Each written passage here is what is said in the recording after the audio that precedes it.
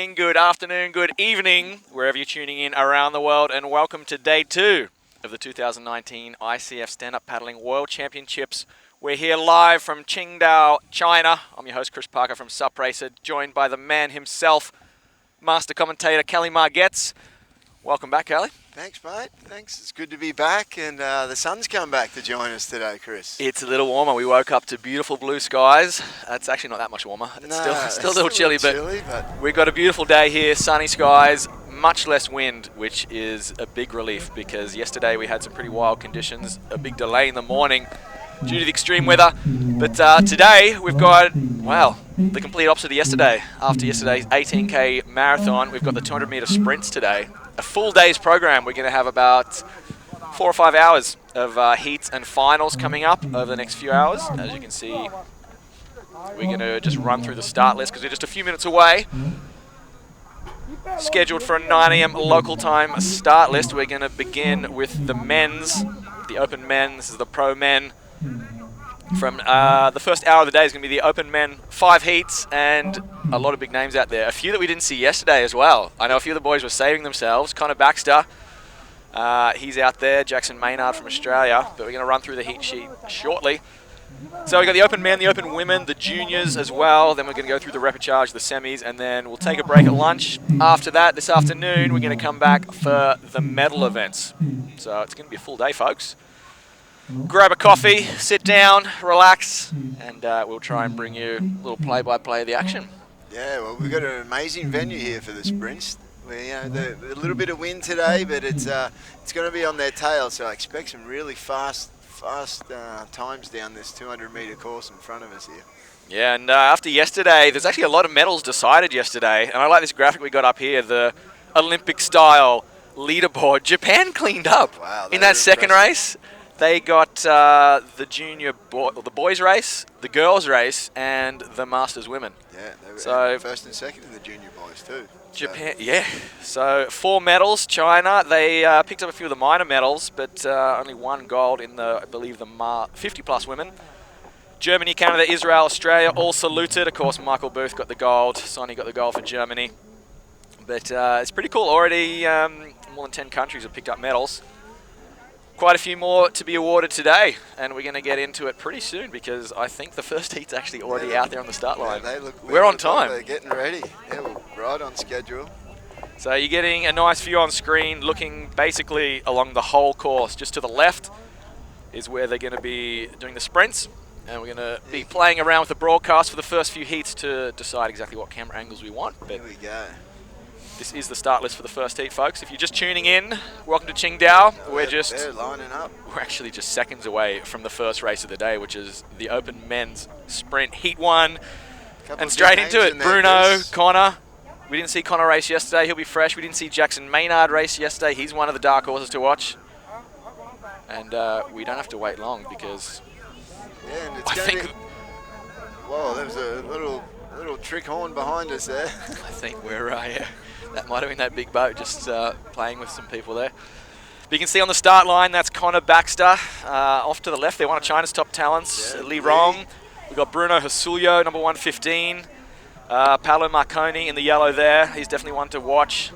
But an interesting setup. We've got wide lanes, 4 paddlers to a lane. So it's kind of... I think there's an option too. They can be on the outside of the lane on the other side. There's Jackson Maynard, number 3, one to watch. Jacko. From our hometown back on the Gold Coast of Australia, Currumbin boy. Yeah, Ironman crossover. We've got a lot of crossover athletes here today, actually, which is going to be another exciting part of the day and things to watch. We have a few sprint canoeists. Oh, speaking of crossover athletes, the world champion actually in the marathon canoe, Martin Cover, is in this heat along with Connor and Bruno. Yeah, so it's a different style setup with the sprint compared to what we saw yesterday in the distance. These guys prepare a little bit differently to this. Some of these guys may even just stay on one side that whole 200 meters, staggered stance. It's going to be managing the lactic acid throughout the sprint. Who can really accelerate and hold on? We just saw number 152 from Portugal, Sergio Maciel, one of the canoe boys. We also got Steve Bretto out of Germany. They're straight into it. Let's try and get a tight camera angle on this one because this is only going to be about a 1 minute race. As you'd expect, Connor Baxter just charging out on that red tip starboard. He's already got a lead. Paolo Marconi looking pretty good. Jackson Maynard, not too bad. Maybe the virtual third. Someone goes for a swim there, but Connor Baxter just running away with this already. Looking to secure a safe spot through to the semis. Paolo Marconi in second still. Jackson Maynard fighting for about virtual fourth, but Connor Baxter's got about 3 board lengths over the rest of the field. It looks like the Chinese athlete Yulong Zhang out in the far wide lane is actually virtual second right now. Paolo Marconi will be down in third. Steve Bretto, the German canoe paddler, is moving up alongside Paolo, but Connor is going to run away with this first heat. Look at that short, sharp technique. He's got about 3 boards on the rest of the field. We can't even see the other guys here. But it's going to be a photo finish for second. They'll all safely qualify, but it's going to be Steve Bretto charging through. We've got Paolo Marconi, Yulong Zhang on the far right. Jackson Maynard will come through in about 4th or 5th there. Wow, that was a hot little heat. That was a nice pace for the first heat of the day. That's definitely warmed them up, that's for sure. Wow, so Connor Baxter takes it out. Unofficially, we're going to see who was 2nd, 3rd, 4th, and 5th. It was pretty tight there. Yeah, that was tight. Who was that coming this outside here? He was flying home. On the red, on the Fanatic? Yeah. That would have been Steve Bretto out of Germany. He's an Olympic sprint canoer.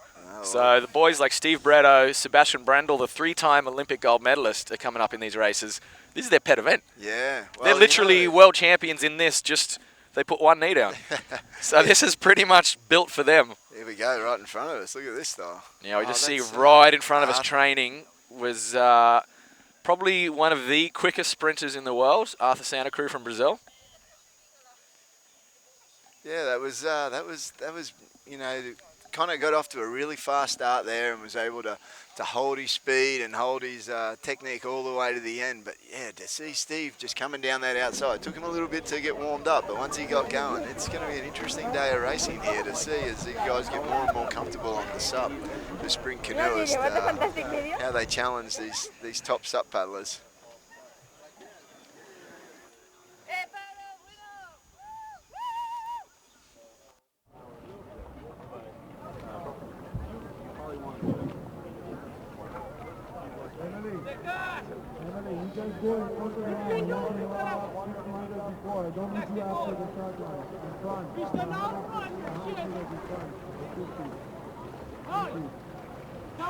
All right, so we're just going to get the confirmation on the progression system. I know that the first couple of finishes are going to go straight through to the semifinals. The rest will be knocked down to the repechage. We're just waiting to confirm exactly how many.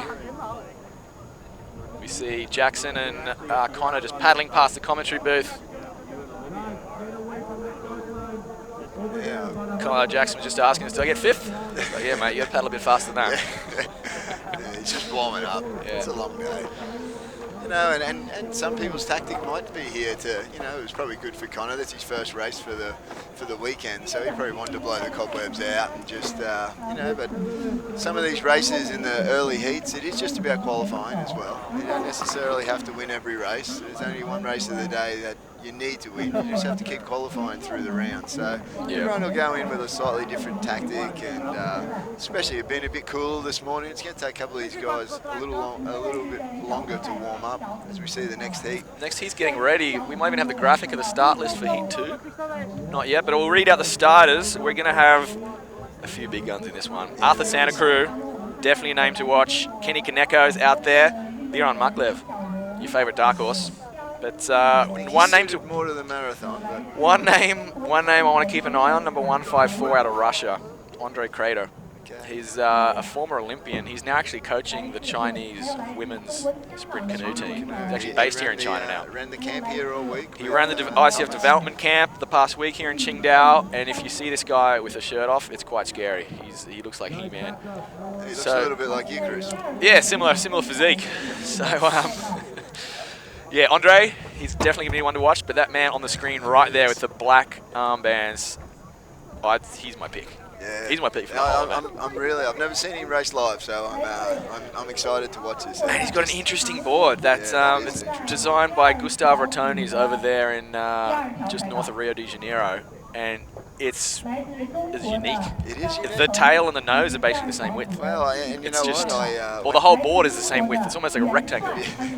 It's caught a lot of attention up there. A lot of people are looking at it and checking it out because obviously they know his reputation. But yeah, I must admit it is an interesting design. But it clearly works. It clearly works. So I can't wait to see how it all unfolds live in front of us. So you can see the setup today. We've got the Olympic style lanes, but we're not really doing Olympic style racing. We've got 3 or 4 paddlers per lane, which is going to be interesting, especially when we get down to the finals and you start getting all the top guns rubbing shoulders together. That's going to be some interesting tactics. Well, there is if we do get a pan back shot of the start line, there's 2 orange buoys out wide, so they do have a little choice to get out in the outside lanes as well.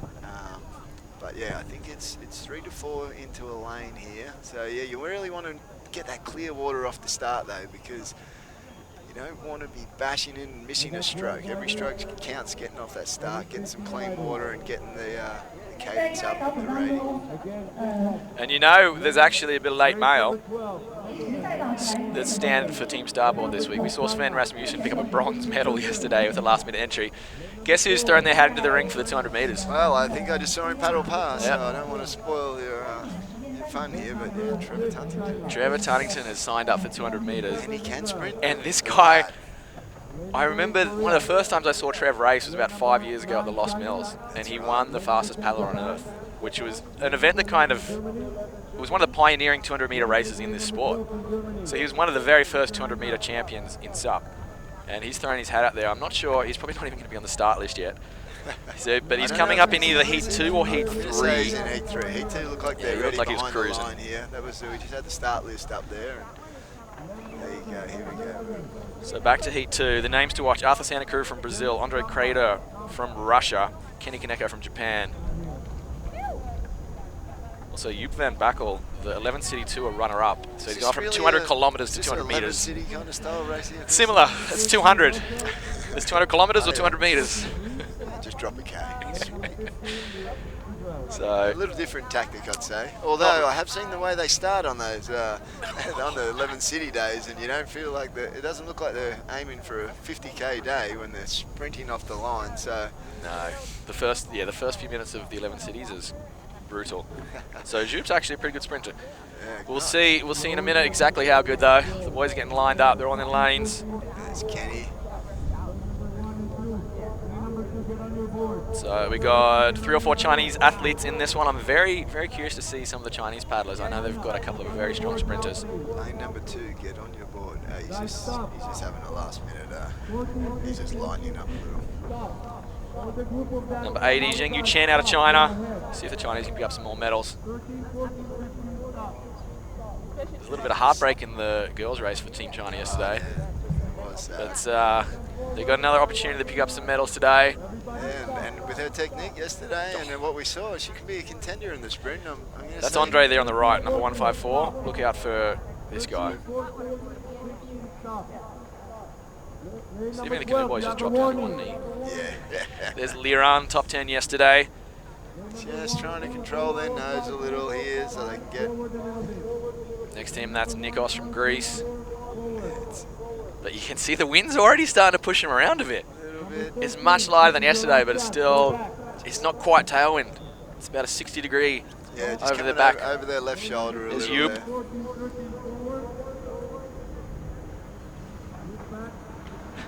You can see a couple get that little angle on their nose. That's intentional because their first stroke is going to be so strong it's going to affect the nose and it's going to straighten them up. All right, here we go. The clock started and they're hammering. You can see on the far left, Joop van Bakkel in the center, Arthur Santa Cruz. I saw on the far right, Andre Crater off like rockets. We're trying to get where Kenny Kaneko is. But it looks like Andre on the far right there. That's Andre representing Russia. Is out in the virtual lead on the far left there. That's on the screen now. Arthur Santa Cruz, Joop van Bakkel thinks it's the 11 Cities, going a little slow in the background there. It's a 200-meter race, mate. But out front, it's going to be Arthur Santa Cruz and Andre Crater, Brazil and Russia. Virtual neck and neck right now. I see Kenny Kaneko stuck in the middle. He's back in about virtual 4th or 5th. But it's going to be a photo here. We've got about 50 meters to go. That's Arthur Santa Cruz. He looks over. He sees that Andre is setting the exact same pace as him. They're going to come right past where we're sitting. That's almost neck and neck. So Arthur's just going to hammer, trying to get the win there, guarantee the progression straight to the semis. Let's see who gets it. They just take their foot off the pedal just at the end. He knows he's safely through the top two. So it's going to be photo.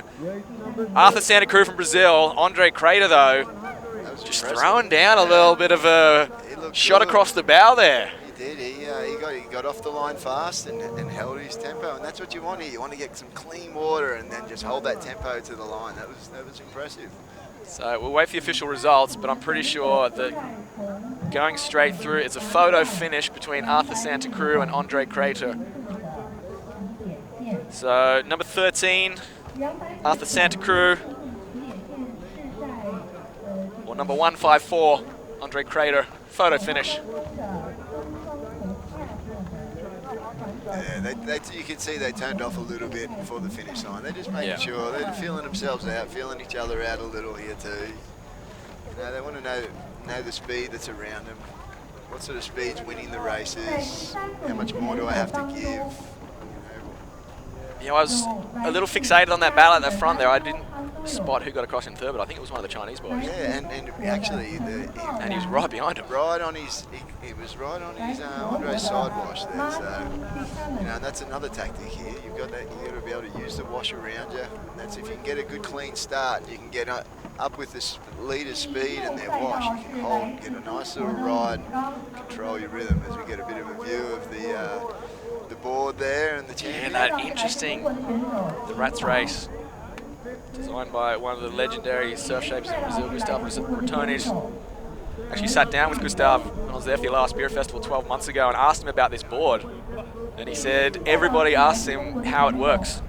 And he told me it just works. And that's all you need to know. I was like, all right, that makes sense. You know, and there is a lot that goes into board design, and you know, a lot of it still comes down to the engine on top. Yeah, while you were calling the leaders out there, I was watching Kenny. Kenny was just holding a good tempo through. I think he was not trying to blow himself too early. He just qualified through comfortably and didn't overdo it. But yeah, we're going to see some interesting racing today. And as we get closer to the semi-finals and finals, it's going to really heat up in this push to the finish line. So third heat, and a couple of your favourites. Yeah, I know. I see Claudio Nica lining up out there. We were chatting at breakfast this morning who your tip is. He was one of them. Yeah, I think he's got a good shot here. And again, he sat out of the marathon yesterday, so he's come here with some focus, and he wants to have a crack at the sprint. And I don't mind that. I don't mind people. You know, some people feel like you got to turn up and race in everything, and you know, you've got to sometimes you got to work to your strengths. This is the World Championships, and you know, you want to get your best result on the water. You got to make sure you're prepared. So you know, there's a tactic yesterday for these guys to sit out, and there's a tactic for a couple of the marathoners not to race today as well. So yeah, it'll be interesting to see how that tactic plays out, and who's saved themselves or who's recovered the best. Well, see Tommy there. How many laps did he do yesterday? He's battled more than anyone. He has. He did 5 laps yesterday. Took out the gold in the Masters division for Team Canada after he'd already done the open race. Pretty solid effort there.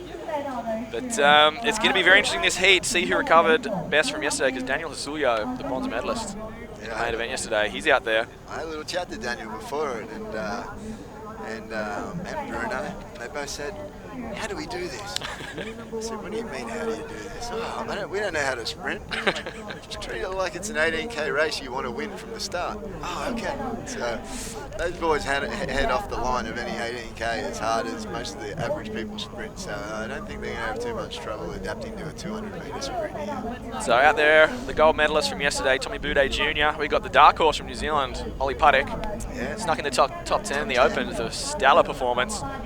We got Evgeny Kotsur from Russia, who's I'm very curious to see how he goes. He's one of the Canoe boys. We'll get the start list up on the screen and show you exactly who's lined up. But Claudio Nica, got to be one of the medal favourites. 127 there on the starboard. Yeah, I think he's going to be. Oh, there's Trevor. Here's our man. Oh, he's out there. The late entry, Trevor Tuddington. He's got his board shorts on. He's never dries. Here we go. So Argentina, Canada, another 4 local boys from China. Andre Petrak from the Czech Republic. I've raced against him in the Czech Republic. He's a very quick sprinter. Martin Teichmann, Snowboy out of Germany. Yeah. But have a look, 127 out of Italy, Claudio Nica. He's definitely my tip. But I think with the last minute entry, not even on the start list officially, but he just snuck in with the registration, Trevor Tunnington. I think him and Claudio will be the ones to watch in this heat. Trev, he'll do it with a big smile on his face too. Crack a joke halfway down and start laughing. Yeah, he's got an unmistakable laugh, Trevor Tunnington.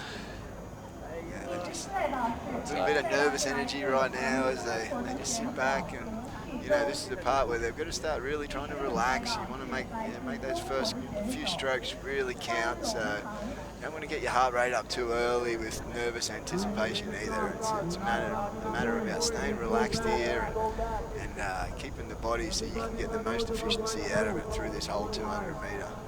The 200 metre, I haven't been timing these, but they're racing through a couple of different energy systems. So that first system with it goes beyond a sprint. It goes beyond a sprint, and you can tell that in their technique. That first. What's a sprint? About 120 meters. Well, a sprint is, but it's how the body works. So you get that 15 to 20 seconds of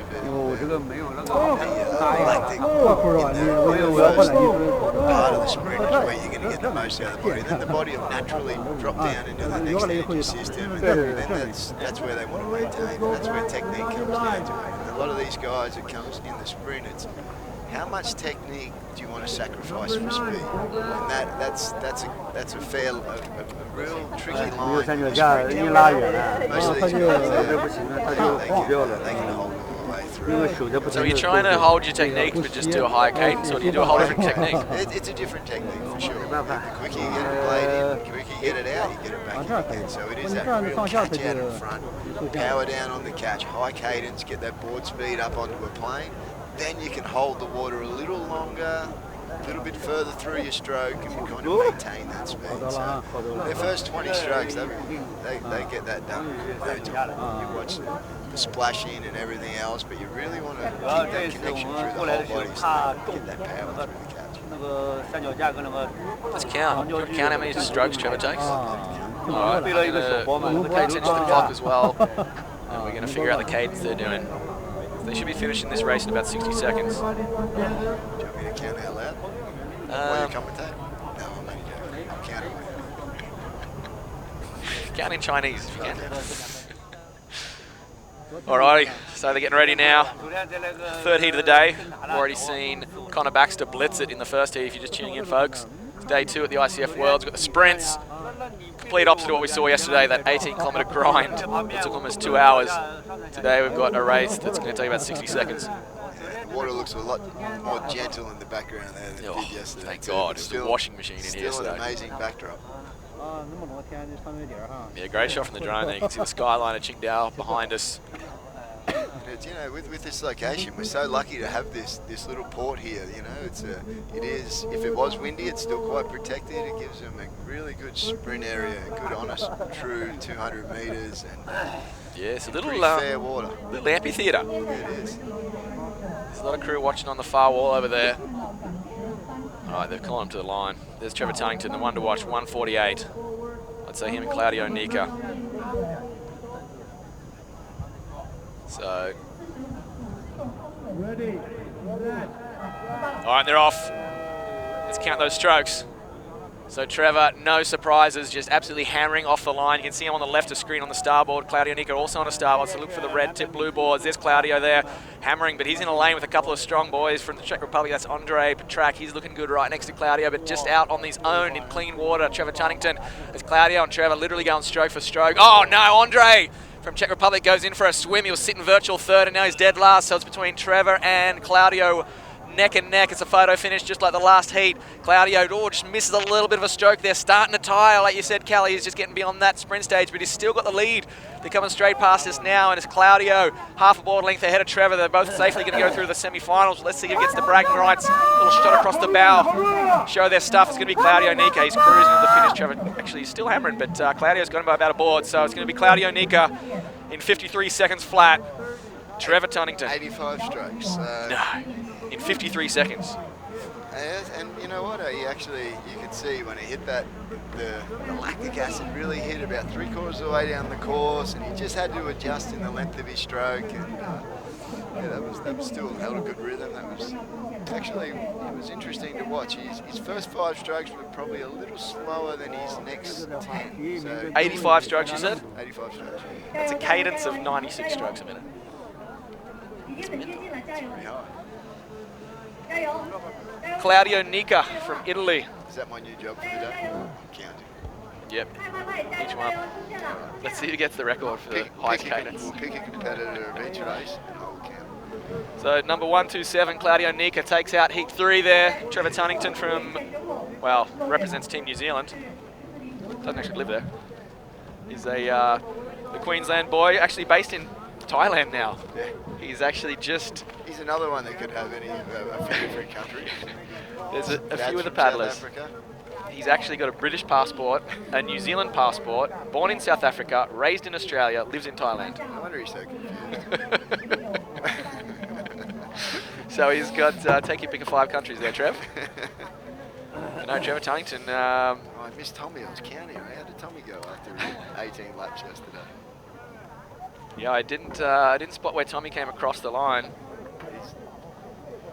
He's an ex-sprinter. So folks, if you're just joining in, good morning. If you're in Europe, good middle of the night. If you're in America, good evening. We're here on day 2 of the ICF Worlds in Qingdao, China, and today is the sprint showdown. 200-meter drag race.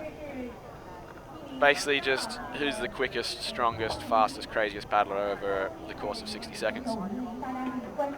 And so far, quickest and strongest, it's been Connor Baxter in that opening heat, took it out by country mile. The second heat was a bit of a photo finish between Andre Crater from Russia, one of the Canoe dark horses, and Arthur Santa Cruz from Brazil. The third heat, Claudio Nica took the win ahead of Trevor Tunnington, who was a late entry, and I tell you, definitely one of the medal favourites.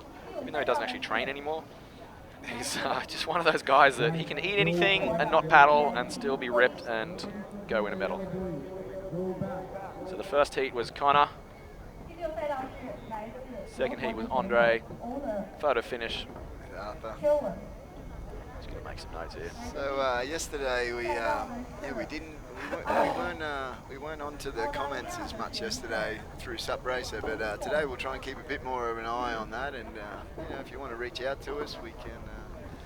We'll try our hardest. We're watching we're here right on the water's edge today with the monitor, so we don't have the Chris Parker's typical phone and gimbal at hand. What a relief. The baguette microphone has been retired. Has been retired. At least for the time being. I ate it for dinner last night. And no, it's been a pleasure to work with the production crew here. Get the 27 different camera angles. And pleasure to be sitting next to the living legend himself. We tried to throw him in the Golden Masters division yesterday, and he reminded me he's only 47 years old, not 50. But I felt 50 after commentating all day. I felt like I raced 2 18K races. It was this is harder than you make it look, Chris. You were doing great yesterday. Got a lot of support from back home. So thanks to everyone that's tuning in from around the world. And yeah, if you're jumping on the Facebook live stream, wherever you're watching, whether it's SUP Racer, ICF, I know Total SUP's relaying the feed, Asia SUP Tour is supporting it. Or if you're watching on YouTube, welcome to Qingdao, and welcome to the 4th heat of the sprint showdown. A couple of shout outs there for Trev. He got a little bit of support. He did well. We might bring out the start list for the 4th heat of the day. Yeah, they're getting close to the line here. So let's see who is in heat 4. Lincoln Dews, he's got a bit of a point to prove after yesterday. Did you see him out there on the start line? I actually didn't see him go by, but he may have been warming Must have up. snuck out there. He likes his extended warm-up. I was too busy counting. Angel Korinov from Bulgaria. He's one of the top marathon kayak paddlers in the world. I think he got a medal last week. Elsewhere in China, they had the ICF Marathon Canoe Kayak World Championships, and I think Angel was on the podium there. So we'll see how he goes in the shorter distance. Ollie Schwartz out of Germany. He's one to watch in this heat. He should be able to sneak through top 5. Leo Nica, though, just like his brother Claudio, very quick over the 200 meters. He's going to be one to watch. And Dmitry Lotov out of Ukraine. Curious to see how he goes. Ukraine boys have got a couple of very quick sprinters here. Yeah, there's a few names in these heats that I'm not familiar with, so it's going to be a nice learning curve throughout the day to see where the speed is, and like I said earlier, see if any of these guys can cross over and really step it up, put it to the true SUP guys. Yeah, we saw Andre just taking it to Arthur in that opening heat. I mean, they're saving a little bit of energy, obviously, in the qualifying rounds, but Andre throwing the gauntlet down. So essentially, this sport that you're watching, this discipline you're watching right now, if you talk with someone like Jim Terrell, this sport has actually been in the Olympics for about 50 years. They're just got one knee. If these boys right here just dropped one knee, they'd be in the Olympics. So a lot of the canoe paddlers that do that discipline, high kneel sprint canoeing over 200 meters, they can cross over and just lift one of their knees, and suddenly they're doing their specialty on the SUP. Yeah, especially, you know, a lot of the guys do stand with that staggered start, so it wouldn't be too hard a crossover for sure. Yeah, the patented Jimmy Terrell split stance. He debuted that, I think it was the 2011 Silver Blade Regatta, probably the very first ever 200-meter SUP race in San Diego. And I remember he blitzed Slater Trout and all the young guns, and they were very shocked that this Masters Division guy just smoked them in the sprints. And he basically did it with the split stance. He even had a kick pad, like a deck pad, raised at the back of the board. So it elevated his back foot to mimic what it was like in the canoe. And used a massive paddle, the 120 square inch Big Mama Kalama quick blade. And yeah, that got a lot of attention, that race. And that pretty much set 200 meters as a discipline in SUP, and over the years we've seen it all around the world. So the boys starting to line up, heat 4. If you're just tuning in, we're going to be on air all day today. We're going to take a little break after the qualifying rounds. We'll be back this afternoon for the medal events. Tomorrow, the action continues with the beach race, the old technical course race, where we're going to move away from the marina back to the beach. Morning, Tracy. We see you online there, and actually we're still waiting for confirmation on the exact numbers qualifying through. We'll let you know that as soon as we know, of course, but we'll keep you updated with the heat list and the progression list on the screen as soon as it comes to hand for us. Yeah, but for now, the sun's out here, a little bit of cloud just coming over, but a lot less wind than yesterday, so yeah, it's a lot more favourable conditions for the sprints, and yeah, I hope everyone enjoyed the distance race yesterday. That was a true marathon. Impressive race all around in all divisions, so I'm sure we're going to see some impressive racing again here today, and as this fourth heat lines up, gets ready for the start. Just getting them line, always a little tricky with SUP, you know, just getting them in an exact line. And it's always that one wants to take a little bit half a stroke, so the guy next to him takes half a stroke.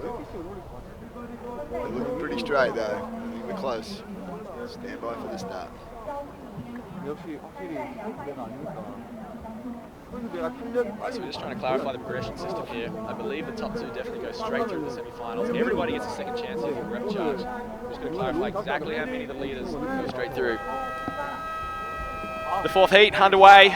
Whose strokes are we counting over here? Let's have a look who's going to take out the early lead here, because we've got a couple of the strong canoe boys, but it looks like Leo Nika, closest to the bottom right of screen, has gone off like an absolute rocket there. He's leading now. Daniel Hasulia also looking good, but can we see Lincoln Jews? Where is he? I don't know if Lincoln Jews got the memo that he's in the fourth heat of the day, but it looks like Leo Nika there absolutely rocketing along, trying to match his brother and go straight through to the semi-finals. And you know what? I don't see Lincoln out there. All right, so Leo Nika, Team Italy, as they hit 40 seconds, going past the halfway mark, 200 meters. High stroke rate, going up to about 80, 90 strokes per minute. He's going to go through and take the win here in the fourth heat. He's going to join his brother in the semi-finals and looking very sharp. See Ollie Schwartz coming back right at the finish here, just next to him, but we've got Leo Nika on screen. Italy's going to be a photo finish. Leo goes through. Ollie would be third. I'm going to pick up who that was in second, one of the Chinese boys by the looks of it. He was seriously moving. But Lincoln Jews was on the heat sheet there. Didn't see him out there. Maybe he chose save himself for the technical tomorrow. That's the technical is definitely one of the races. Last year he was dominant in most races, but technical, you know, it's one of his strengths. So he's going to really have a good representation in that tomorrow. And looks like we've got the women starting to get out there to warm up. So yeah, actually, it might have been. I think that's number 112. That's one of the boys from Hong Kong. I know that boy. That's Alan. Wu Ying Lin is his name, or just Alan as we know him, from Hong Kong. I actually got the mail through a couple of days ago from the boys in Hong Kong saying, look out for Alan in the sprints. He's getting a medal. And I'm pretty sure that was Alan just shooting through in second place there. Yeah, Brian giving him a shout out online too. Yep. Brian from the Hong Kong International SUP race confirming that's Alan out there. And Brian, Alan's looking good. I know we were having a chat the other day, me and Brian. He's like, keep an eye on this boy. So Alan finished just behind Leo Nika there, just in front of Ollie Schwartz from Germany. So 1, 2, 3, Italy, Hong Kong, Germany. And yeah, so Alan from Hong Kong, Wu Ying Lin on the start sheet, and Andre Crater from Russia. A couple of the dark horses there that are throwing the gauntlet down against the traditional SUP powerhouse paddlers. Oh, I love it. I love hearing these new names that, you know, they appear and they get to show their strengths. And that's what our sport's about. It's about, you know, everyone can get on and board and race and paddle and be part of this, but it's also there's multi-disciplines to show your strengths and really stand up. It'll be interesting to see who we get through these to the semi-finals and finals later in the day. And I can't wait for that. 15 people in the final with all at max speed down there. It's going to be pretty. That's going to be hectic. I don't know if I can count strokes in that one. It's going to be interesting with that lane. If the top seeds and sit next to each other in the same lane.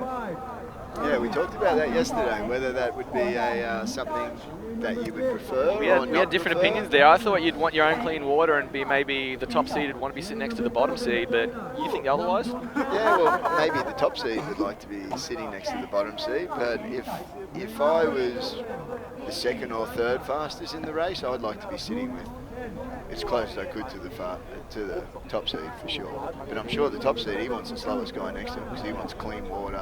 Everyone wants clean water, but the ability to get on someone's sidewash. So we don't have the results of the first two heats yet, but we've got the official result times from Heat 3. Claudio Nika took it out just ahead of Trevor Tullington, as we said, if Jenny was one to watch from Russia.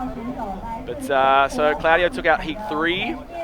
And let's go through to Heat 4 because I want to see who's got the best time so far. 52.8. So Daniel Hisulio was a DNS as well, saving himself for the course. Interesting. So that was the third heat. We'll look through at the results from the fourth heat, the one we just watched. So Claudio Nika taking out the third heat. Leo Nika, a couple seconds slower than his brother, but very safely through. And you see there, Wu Ying Lin, or just Alan, as we call him, from Hong Kong, going through less than a second behind and looking pretty good. I know Brian and the crew from the Hong Kong International SUP race and the Asia SUP Tour, who are relaying our feed on Facebook. So if you're watching on the Asia SUP Tour Facebook page, g'day. But yeah, Alan was looking sharp. And Lincoln Jews is here, officially DNS.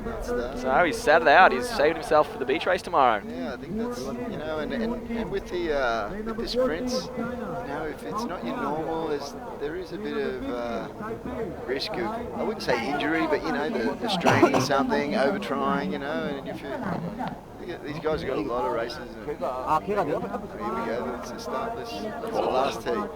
Heat 5. This is going to be interesting. You know who number 100 is? Sebastian Brendel, 3-time Olympic gold medalist. And I believe he's won a gold medal possibly in the 200-meter C1. So basically this event on one knee, he's one of the best in the world over the last 10 years. He went in Brazil in the last. He's won 3 gold medals between the 200-meter and the 1,000-meter canoe sprint. He's won something like 14 World Championship medals, World Cup medals. Not only a sprinter, he finished in 15th yesterday, which was impressive in those conditions. This is the heat of death. You're kidding? Martino Rogai, definitely one to watch. Arvis Ilyans from Latvia. He's another canoe sprinter to watch out for. Alexei Sedenko, number 166 out of Ukraine. I've paddled with those boys over there in Kiev. This guy's a machine. I remember the first time I saw him paddle, He literally went 8 kilometers on one side. Because when they do their sprint canoe over 200 meters, all they do is paddle on one side. He literally didn't change in an 8 kilometer SUP race. So he's going to feel very comfortable out there over 200 meters.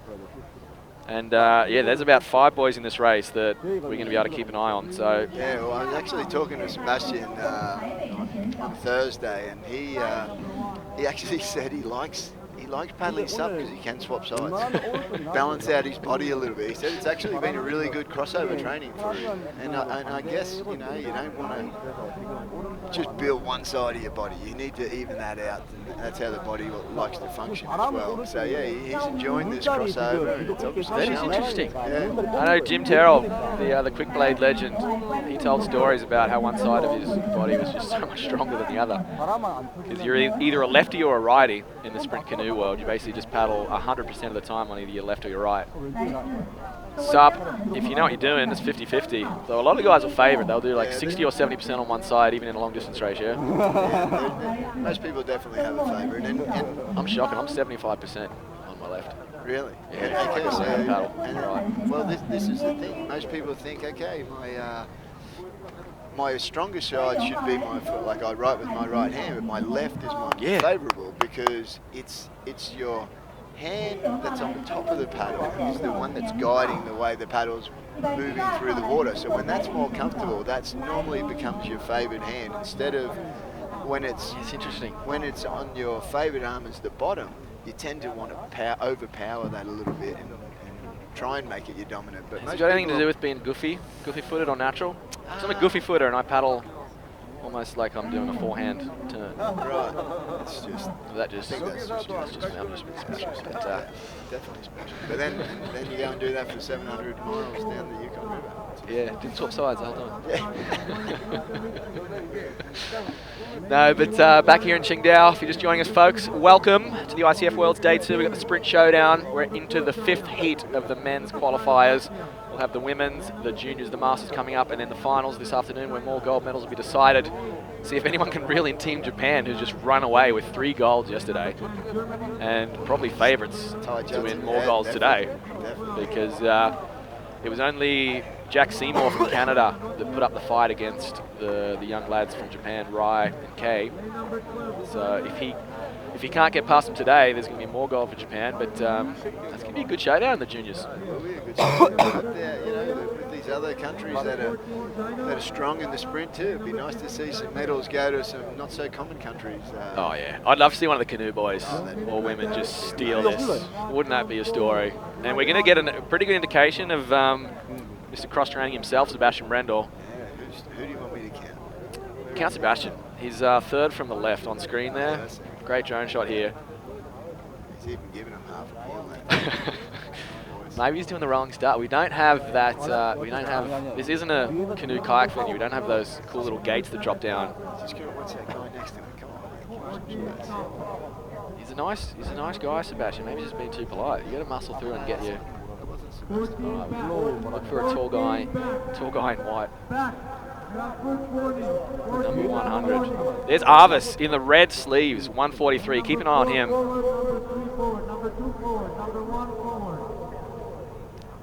That's Sebastian Brendel, actually about 5th from right. Blue top. Yeah. And Arvis Ilians, who's got his own clean water. It looks like I'm on 425 with the red and white board and the red top just to the left of centre. Going to be his own space there. He's one of my picks for this heat. It's stacked. We've got Ty Judson, Arvis Ilians. Let's see who gets the best of it. They're off, and yeah, like we predicted, there goes Ty Judson in the centre. Alexei Sedenko out of Ukraine, but it's Arvis Ilians out of Latvia going off like an absolute rocket here. Look at that technique. There's Arvis, centre of screen. Wow, he thinks he's back in one of the canoes. Whoa, he is just flying. He doesn't have a high cadence. He's just got full power right there. That is textbook. And he's out by about 1 board length, maybe 2. I see Alexei from Ukraine sitting in virtual 2nd. Sebastian Brendel's getting caught up in rough water. Got a bit of work to do. Ty Judson's got a lot of work to do. He's going to miss the automatic straight through to the semis qualification. I see Himson Wong out of Hong Kong. Got a bit of work to do on the outside, but coming home like a rocket. And actually they're catching Arvis. This is going to be tight here. Trying to figure that he's up and right in the center of the screen, but It's going to be a photo finish here from our angle. Whoa, it looked like Alexei from Ukraine, Arvis from Latvia. I'm going to try and pick it. That might have been one of the Chinese boys there, jumping on the starboard. Let's try and, we're going to try and give our production crew a hand here and figure out who actually won that. We don't know either. Wow. There's Sebastian. He was a little bit caught in the rough water, but Arvis had that banging start. But I didn't even know if he tried. He's not even puffing. he's not. But I'm trying to figure out who that was that snuck through in the center. There was like 7 guys across the line there. That's gonna. Good luck with the timing crew over there on the far side. I'm glad we're sitting here. We got the camera on the line too, so I'm sure they're gonna. So that's Arvis Ilians that you're watching. He was looking good for the first 100 meters. It was a 100-meter sprint. He would have been a mile ahead. But the boys kind of just mowed him down. We even saw Himson Wong from Hong Kong on the far side trying to emulate Allen. He came home like a rocket, but I don't think he got the win. It was one of the boys in the center. We need some binoculars here. That'd be. So we think it was the Chinese boy, Yan Jun Chen, not a name I'm familiar with, but clearly knows how to paddle over 200 meters. Yeah, He borrowed one of the starboards by the looks of it. Definitely came home strong. There he is. That's him on screen right there. Oh, that's our friend Black.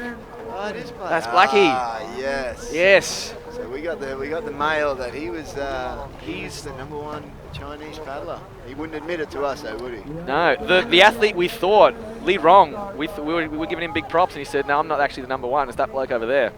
We just call him Black. We call him Black. But his actual name is Yan Jun Chen, but apparently his nickname is Black. So there you go. He's a dark horse, and his nickname's Black. That figures, that makes sense. It does. So there you go, China. Could they be in the mix for a gold in one of the main events? Oh, that was an impressive finish. It was. He came home hard. He came home strong. Can we get a replay of that finish? Am I throwing my production team under the bus there? Let's push the limit. Come on, we got 18 cameras. One of them's got to be replaying that. 'Cause that was an amazing finish. Yeah, it was. They're replaying it to find out who won, I'm sure. As the ladies start to gather for... Yeah, I think we've got one more heat of the men's, and then we're going to jump into... Actually, no, that was the last heat of the men's. So, the provisional, unofficial result, we don't have the times yet, but it was... let's just call him Black, it's going to be easier. Here we go. I think we have got the replay of that finish there. Look at that. Great drone shot. You can see that's Black right in that middle lane. He's basically neck and neck with Arvis there. Ty's next to him. He's right next to Ty. He's got half a board length on Ty, though. And there's Alexei Sedenko from Ukraine just off to the right there of that split. And look at that. That's photo. So Blackie just gets it by half a board between Arvis, Ty, Alexei, and then on the far side, Himson Wong and another one of the boys came through. There's about... I'd say 2nd through 6th was a photo finish. And that's very important because only the top few are going through. I believe it's 3 go straight through the semi-finals. We've got to confirm that though. I've been told either top 2 go through or top 3 go straight through the semis.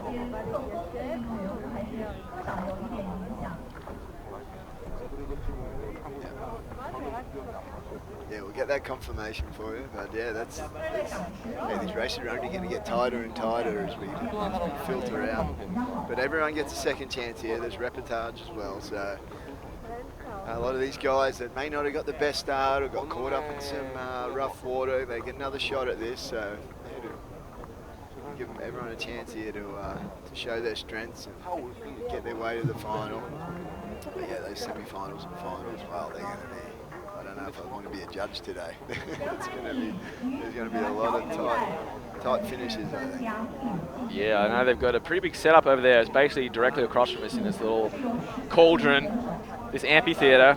They've got a big timing crew. I can see about seven of the production crew over there, so they'll be onto it, but they're probably reviewing that footage still. We don't have the official results through. As soon as we get them through, we'll put them up on the screen, but I'm calling it. Blackie definitely had it by half a board. I think he just came over in with momentum, but saying that... Do you think he was getting a little bit of a push off Ty, or was he ahead of him the whole time? I think he was ahead of Ty. So Ty was getting a free ride? Ty was running on his rush. Yeah, but you know, it's all going to come down to getting those first 10 to 20 strokes, get that board speed up, and get your nose just ahead of the guy next to you, and then and holding that rhythm. But who knows if he turned off a little bit right before the finish. Okay, so we just did get the word there. It was actually top 6 straight through the semis. Oh, top 6. Okay. I was reading that wrong. I saw 1/6 of the field, but it actually said 1 through till 6th. All right. Yeah, 1/6 wasn't really working out. No, because there's 15 people, then they were chopping someone in half. It's early morning over here, folks. So the top 6 went through.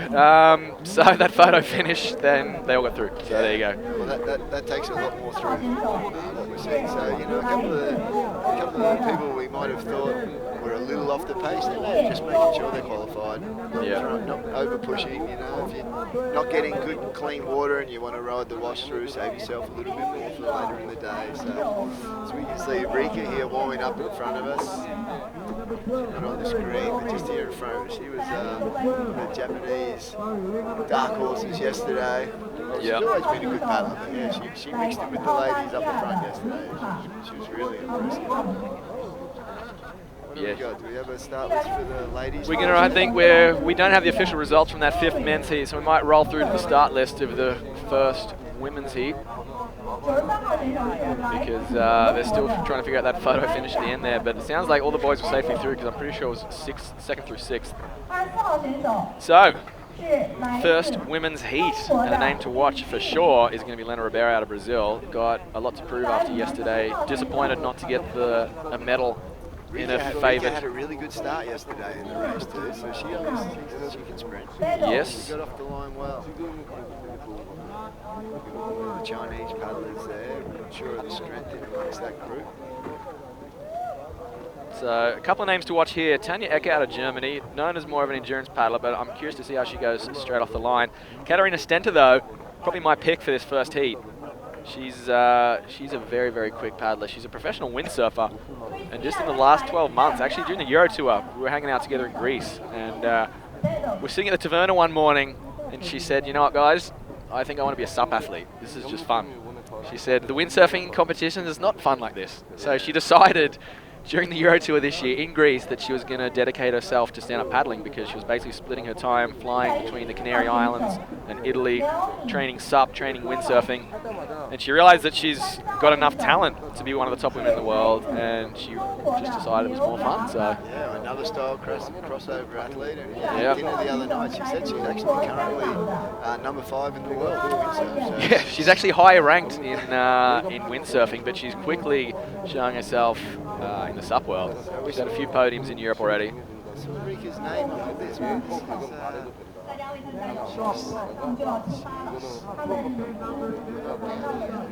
Yep, I can see Rika. I think she might be the 2nd heat.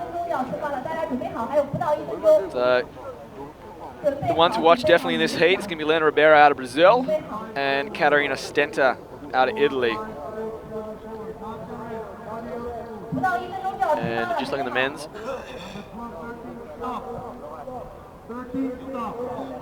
the top 6 can go through officially directly to the semi-finals. The rest are going to get a second chance in the to be basically go through the repechage and do all the work. But I can see Katarina on the far left. You want to count Katarina's cadence for us.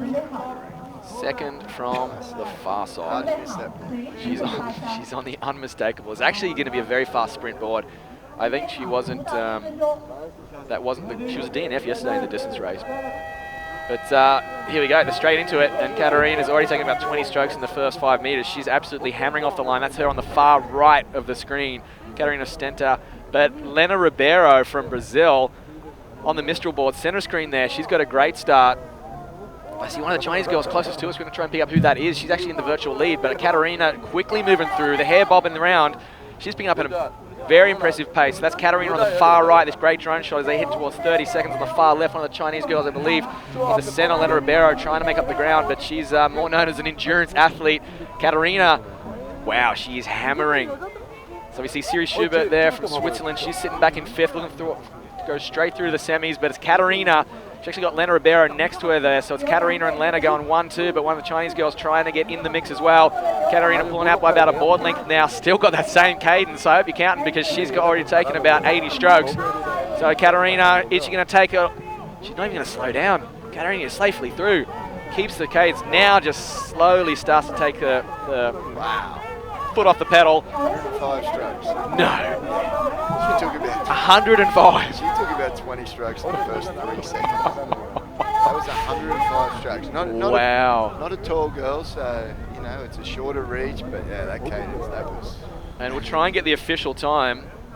That was a lot of strokes. That was probably close to a minute even. And she didn't change the rating to 5 meters from the finish line. So number 126, Katarina Stenta, the winner of Heat 1, with an impressive cadence of 100+ strokes a minute. Wow. She did. She took. I swear she'd taken 10 strokes before her board had even started moving. Yeah, she did. And it didn't. The first few weren't that. She just skipped over just the tapped water. at the They weren't that efficient. And then once she got that catch, then you just saw that board just at the take off, and then she just kept that roll all the way to the finish. That was impressive. Katarina Stenta from Italy. Worn out counting. Okay, so Katarina's taken out the first heat. You know what that means? Italy's taken out 3 of the first 6 races of the day. The Nika brothers. Claudio took out the 3rd men's heat. Leo took out the 4th. Katarina Stenta also representing Team Italy, although she does spend a lot of her time in the Canary Islands for windsurfing and the Greek Islands for the Euro Tour. But she represents Team Italy, taking out the first women's heat. There we go, official winner. And look at that board. That's a razzle-dazzle board from RRD, Roberto Ricci Designs, one of the big kite surf brands. And a little bit of trivia for you. That's actually based on a World War I battleship that they introduced to confuse enemy ships about which way the ship was facing. Wow. You would see a ship and it was painted with all these funky triangles and squares, black and white, and you wouldn't know if you were looking at the side, the front, the back of the ship. So it was this crazy naval camouflage. Well, she definitely knew which way she had it pointed. Straight towards the finish line. Little shout out there from Ange back home watching in Australia. Go the girls, go the ladies. Yeah, they're going to put on a good show here, Ange.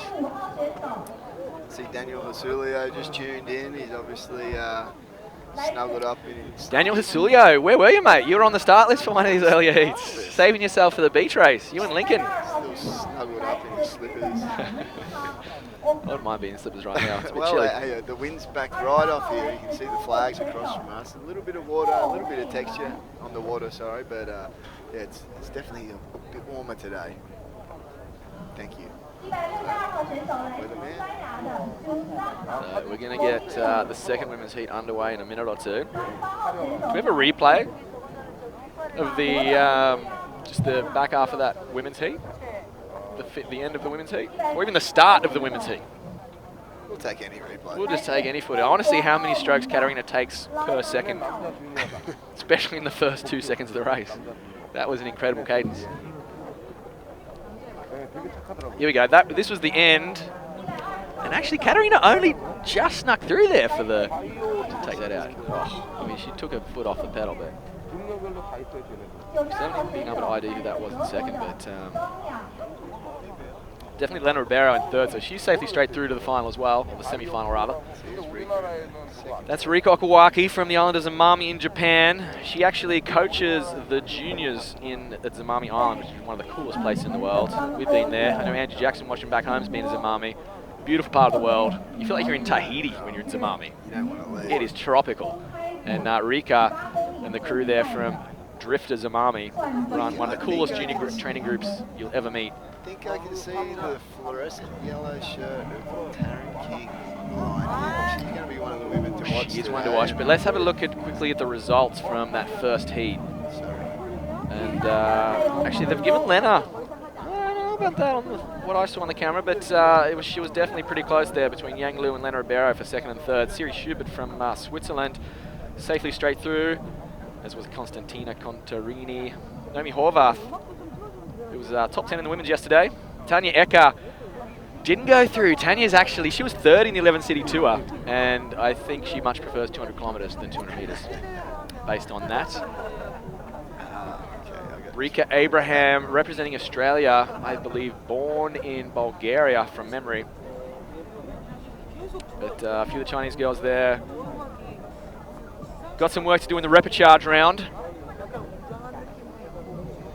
So let's have a look at the start list for the heat number 2. See who the names to watch are.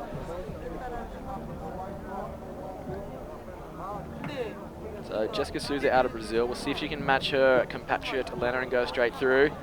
Olivia Piana and Sonny Honchi are listed. I don't think I saw both of them paddle past. We're going to see who's taking a rest today. But Olivia from France, she did say last night she was going to back it up and do every event this weekend. I thought I saw her on the water before. I saw the rogue out there. So. And Sonny, we'll see if she's backed it up. But Rika, I'm very curious to watch Rika. And as you said, Taryn King. This is the heat of death. Wow. Taryn King, Suzak Molinero, Fiona Wild, Rika Okawaki, Sonny, Olivia. They weren't seeded. This is definitely the heat of death. Lucky, in the end, they all. Lucky there's a repechage because there's a few unlucky women that have been drawn in this one. We're going to get a real insight here to who's got the speed in this ladies' race. Yeah, my pick's going to be Taryn in this race. I know she was quite focused. Her and Katerina both weren't going to do the marathon yesterday, and they decided at the last minute to jump in. And, Katerina regretted that decision. She pulled out after 1 or 2 laps. She was definitely not on the right board for those conditions. She's on the right board for today's race. Yes, it's today. And we had dinner with her the other night. She was tossing up the night before the marathon, should I do it or not? And we thought she'd wake up and see the wind yesterday and pull out, but she just got too excited and got caught up in the hype. Threw down the gauntlet and then regretted it about an hour later. Yeah. But you know, it's they were tough conditions yesterday. And like I said, you've got to focus on your strengths. You're here to win. You're here to do well in your strongest event. You don't have to participate in everything. You've got to make smart choices. The women are just coming up towards the line now. There's Olivia Piana. She's lining up. And she's not actually known as a sprinter, Olivia. And she even said she's more just doing this for a fun challenge. She's got no expectations for her results in this one. I see another razzle-dazzle board under the feet of Suzak Molinero, who was just outside the medals yesterday. She had a great battle all the way to the finish with Fiona Wild.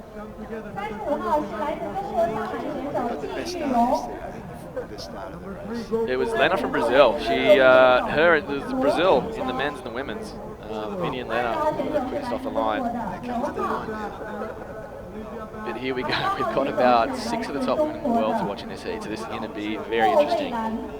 Good luck to the timing crew at the finish there. There's Taryn King in that fluoro yellow in the very center. She's next to Fiona Wild. They're two of the girls to watch. All right, they're off and racing. The women's 200-meter sprint showdown, and you could throw a blanket over the 2 groups right there. So there's Jessica Souza from Brazil, got a great start. Suzak Molinero on that World War I camouflage battleship. Rika Okawaki just close to her. There's Taryn King, though, the cadence of the day. She's flying next to Fiona Wild. You can see 2 groups. There's about 7 women right now that are photo, virtual, even, but it's actually Olivia Piana who's got her nose in front. There's Olivia center. I see out on the far right, is it going to be Suzak Molinero? No.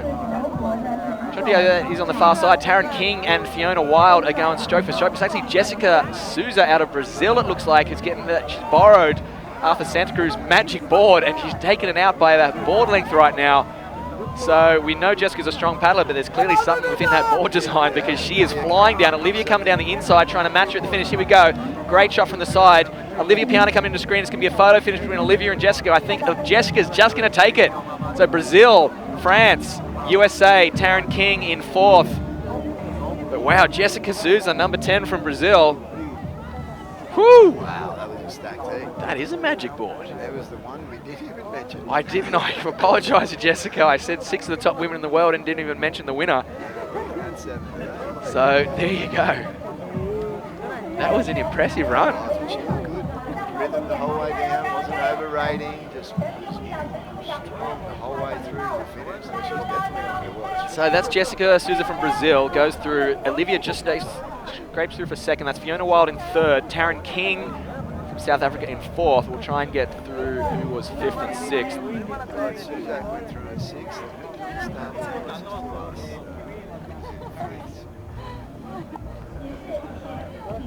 Sonny was on that start sheet. I didn't see her out there. That was a hot heat. guess that was her closest to us. I wasn't paying attention, but that might have been Sonny just scraping through in fifth there. We'll get the official results through. So there you go, Brazilians. Did they do a double gold? They've thrown it down. Arthur took out the, or had a photo finish in the second heat of the day with Andre, the Russian canoe sprinter, and in the second women's heat of the day, Jessica Souza's gone and matched it and taken it. Yeah, the next heat lining up. I see some men getting back in. Oh, that's the juniors. Oh, look, there's Big K. Look, he's going to be impressive to watch. He's not on the screen, ladies and gentlemen, but he's paddling in front of us. The Japanese competitors, 17 years old. Biggest guys out. Yeah, it's a foot taller than me. But we're going to go into the junior boys after this. The junior men, sorry. The boys race is going to be coming up. I believe it's 18 and under. So some very big boys line up on the line. Kei Komatsuyama from Japan, Rai Taguchi, Jack Seymour, the three to watch really because they swept the race yesterday. They were a country mile ahead of their competition. Rai got the gold medal, Kei took the silver, and Jack got the bronze. Well, let's have a look at this photo finish there. So Jessica takes it out, Olivia, Fiona, Taryn, and does Suzak scrape through there? Rika? I think there was Sonny out there. Yeah, Sonny. She just kind of hit out on that outside lane and got through, I think, fifth. That would have probably been Suzak in sixth, and Rika might actually have to go through the repechage. I think she will. So one of our picks didn't even do the auto qualify. So that's Sorry, ladies. shows the talent, shows the depth of talent. Let's put it that way. We didn't see that coming with Jessica. We know that's obviously clearly a fast board, but she's also clearly a very, very fast paddler. We haven't seen much of Jessica Souza on the international stage, but she's suddenly one of the medal favourites right here at the ICF Worlds. That's what I like so much about coming here and coming to this event. It's like, there's a lot of names we aren't used to seeing, and they get to showcase themselves here. Let the world know who they are. So Thomas King tuning in from South Africa, cheering on his wife Taryn King, who qualified there. Matty Schwemmer, one of my 11 Cities alumni, he's tuning in from South Africa as well. Callie Dory's watching from back home. Good to see Bartage Ward on the live stream cheering on the Starboard crew. Starboard picked up a couple of gold medals yesterday, courtesy of Germany's Sonny Honschied and Aussie powerhouse Michael Booth. And Starboard team boss Ben Rasmussen picked up a bronze. Bronze or silver? Oh, yeah, you got bronze. Starboard's actually probably sitting second on the medal tally right now behind Japan. If they were a country. So we're going to have the junior boys. I see Maui Sack warming up out there. Can we actually, if we got a chance, can we get the medal table back up on the screen? Well, we got a moment here waiting for the junior boys to start, because if you're just tuning in, folks, I want to show you, if you missed the second race of the day, which was the 40 and 50 plus masters and the juniors, you missed a absolute clinic from Team Japan. They picked up 3 gold medals in the space of 2 or 3 minutes. Because first Rai Taguchi crossed, and here we go, there you go, the medal table, Japan, 3 golds and a silver. And that all happened in that second race yesterday. China picked up a gold and a few of the minor medals. They've actually got the biggest total, 5 medals. Then Germany, Canada, Israel, and Australia all got golds. But Japan, they're going to be tough to beat because I think they're favourites to win a couple more today. And good to see Greece and Hungary picking up a couple of medals. Norway got a medal. Actually, it might have been the 43rd country to enter this competition. Norway got a medal courtesy of Sven Rasmussen. If you follow the industry happenings in the stand-up paddle world, you'll know the name Sven Rasmussen. He's the founder of Starboard. I think we've actually got the results of that last heat. The timing crew's gone through the photo finish. Officially, Jessica Souza gets it. Who got to the top 6? So it was Jessica, Brazil, Olivia, Fiona, Taryn, Sonny snuck through in 5th on that outside lane. Suzak Molinero got 6th, and then you can see Rika Okuwaki 0.2 of a second outside the auto qualifying because the top 6 went straight through to the semi-final. Rika will get a second chance in the repechage, and we'll see who else went through. So a few of the Chinese girls there. One of our Egyptian competitors, Yoman Atia. Good to see some of the minnows. Macau being represented as well. But wow, that was a tight heat there. So Rika Okawaki just outside the bubble. We got the start list though for the first heat of the junior men. I believe there might actually be 3 full heats for the boys. So Jack Seymour, the one to watch in this first heat. Jack Seymour out of Canada. Maui Sack from Germany. I'm very curious to watch Vid out of Slovenia. And as always, the dark horse host nation from China. They can just throw up anything. They've got by far the biggest contingent here. And you can see they've got, from what I just counted, was that 9 or 10 competitors in this first heat. So by weight of numbers alone, there's definitely going to be a few of the Chinese boys going straight through, but we'll see which of them can match the favourite in this first heat, which will be Jack. I'm sure his family back based there in Hong Kong and from South Africa and Canada. Another one of those international athletes who could pick a few different passports that represent Team Canada. Courtesy of his mother there hails from Canada. We had a chat with Jack and his mum this morning, and they were pretty pumped after yesterday. Jack picked up a bronze and had a fantastic race. Not just getting a medal, but just had a really good race. He was matching it with Ryan Cave pretty much the whole way until the last couple of kilometres.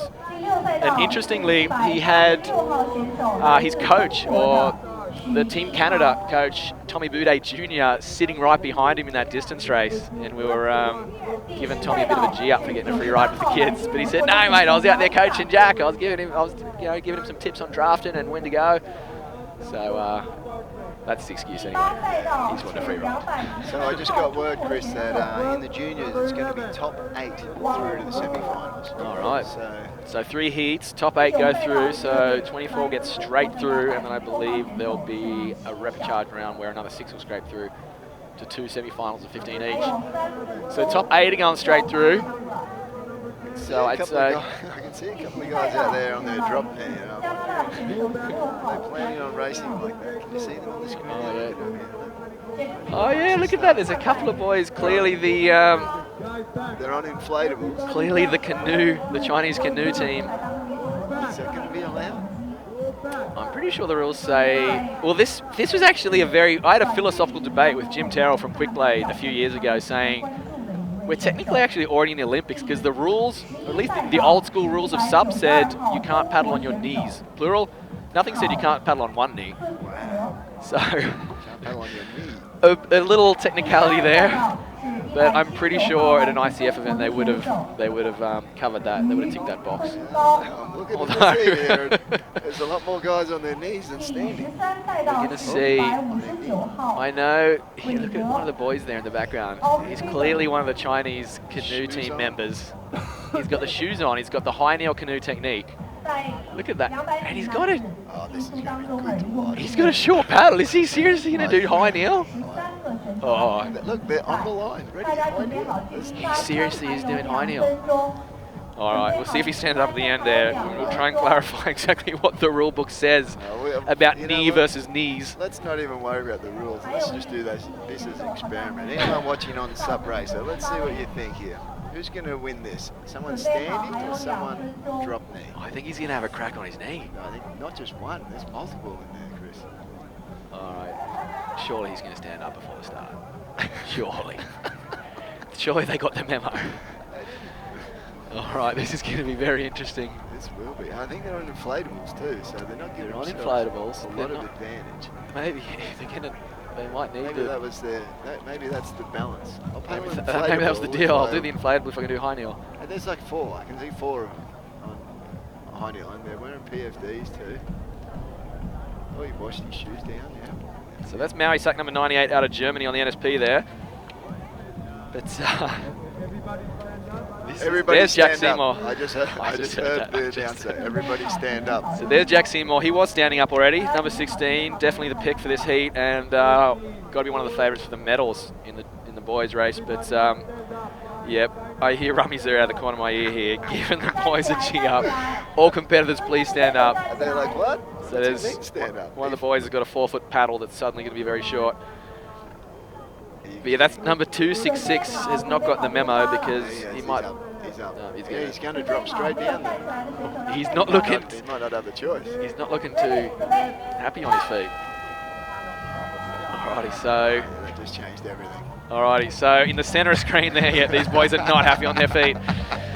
But on the center of screen, it's actually Maui Sack from Germany. Here we go. on the NSP there, getting the high cadence going. The nose is out of the water. He's moving. Then there's Jack Seymour next to him. So this is going to be a tight battle here. They're all safely going through. A few of the Canoe boys in the background not happy that they're on their feet, but they've got no choices to stand up. Paddle World Championships. So here's Maui Sak, looks over. You can see Jack Seymour next to him. Now he's actually leading. It looks like, I'm going to pick who that is. That could be Vid out of Slovenia, trying to match it with the boys here and doing a pretty good job of it. But right now, it's actually, it could be Vid coming through. So right now, I believe it's Germany, Slovenia, and Hong Kong going, Canada going 1, 2, and 3. So Maui Sak, that's number 98 on screen. He's going to safely qualify through by a country mile. Yeah, these boys are pushing here. They're in a league of their own. Well, it's top 8 through, so it's top 8, and a few of the boys. There should be a cut-off time. A few of the boys were wishing they were on their knees. Just drop down now, boys. All right. Wow, that was strong. That was impressive. So Vid, I believe that's how you pronounce his name. We're going to get the graphic on screen so that I don't butcher too many of the Eastern European pronunciations today. Very well, that's right. So Vid Osterbank. We actually, I met those boys at the opening ceremony the other night. Someone made a comment, who's here from the slow SUP team? Because the back of their jerseys just said SLO. But that, of course, is Slovenia. And one of the powerhouses in the canoe world, and Vid Osterbank, number 159 there, took that out. He comes from a canoe background. I believe he does both sprint canoe and slalom C1 canoe. So he's a very versatile athlete. You just saw he pipped Jack Seymour, one of our picks, and Maui Sak, although those boys were just cruising to finish. They were very, very safely through because some of those... Another one of these giant kids. There's some big kids in this, but we're not going to call them kids. They're under 18, but they're large juniors in this division. Yeah, I think some of the local boys have been roped into this race. Just bring up the rear there. But out front, the names to watch. So throwing it down in the first heat of the junior men. Do we call them junior men or boys? Just juniors. Juniors. So the juniors, it was the names to watch: Jack Seymour from Canada, Maui Sak from Germany, and Vid Osterbank from Slovenia. Coming up in the next couple of heats, though, the Japanese lads. Yeah, I can't wait to see that. The gold and silver medalists from yesterday. We'll see. I've never watched Rai Taguchi and Kamasuyama sprint before. Here he is. One of the lads just warming down there, back on his knees. Much happier back on his knees. So clearly the Chinese canoe team has crossed over into stand-up, which is cool to see. They do have to work on the two-footed technique, though. Yeah, but you know what? It's I wanted to see that experiment. I wanted to see. I'd actually like to see, can we do an exhibition event at the end of the day, get like Sebastian Brendel and a few of the boys just down on one knee and put them against, Claudio and Leo and the boys. Just have a crack at it. I'd be very curious to see what technique is faster. Because you're getting obviously a lot more power when you're down there. Surely. Yeah, well, you're closer to your power, you're closer to that blade. But I mean, the Olympic times are much faster, but those C1 canoe boats are about 16 foot long. So it's not really a fair comparison. And how wide were they? Oh, they're about not even 10 inches. I think one of the boys said his sprint canoe is 21 centimeters. Because we were discussing whether a 20-inch wide board was too narrow. And he said, my canoe is only 21 centimeters. So it's close. It's like 20 inches. That's like a bloody cruise ship. Yeah. So yeah, the sprint canoes are ridiculous. You see most of their body hanging out when they're charging those Olympic lanes. Yeah, they do the course from memory. I have to look this up, but I believe they do the course in about 43 seconds. And SUP, it's about probably 53 seconds. The fastest time I ever saw might have been Danny Ching in the Lost Mills in about 47.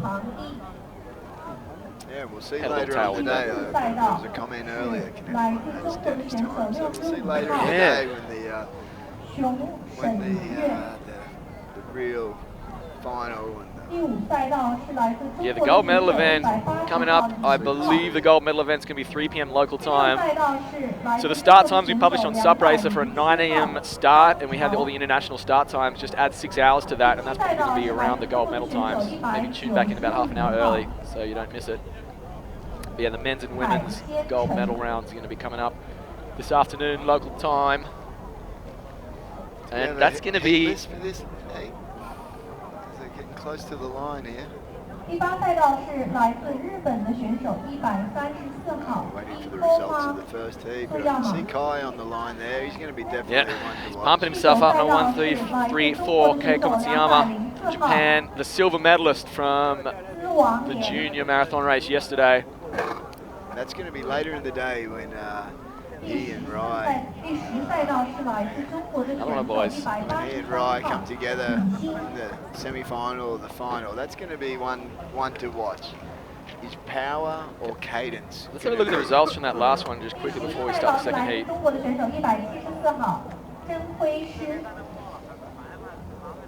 Okay, so officially in just under a minute flat, Vidos de Bank, and they really cruised at the finish there. I mean, we've seen times in the open race of about 52, 53 seconds, so these boys are slower than that, but they could have easily done 55 if they were hammering. So a lot of these lads would be competitive in the in the big boys race. Yeah, and that's going to be good to even match up their times later on. I was saying yesterday, it would have been nice to see the juniors. Racing the elite guys to see where they would have been, but it's also good to give them their own time and their own race. Yeah. Yeah, so at least here with the times, we can have a pretty clear indication of how they would all place amongst each other. So here's the next heat. So Kei Komatsuyama, that's a Japan sandwich right there. He's surrounded by Chinese competitors. Yeah, he is. But he's going to be the absolute hot favourite for this second heat. Really one of the favourites for the gold medal. But we'll scroll through the second page, and he's actually the only non-Chinese competitor in this heat. So we've got 12 of the Chinese lads. Wow. And but we'll see if any of them have got the dark horse ability. We saw earlier Blackie took out one of the open men's heats, the last men's heat of the day. Did an all-star field there. We'll see if any of his junior compatriots can pull off the same. We have a lot on the inflatable, but there's a couple there on the Molokai board. A couple of the boys are on the hard boards there. So let's see if they're the ones who might step up against Kay here. But yeah, he's definitely going to be he is one of the favourites today for sure. He's big and strong, and he gets some power on that blade, that's for sure. Can we get a replay of that last heat? The finish of that last heat?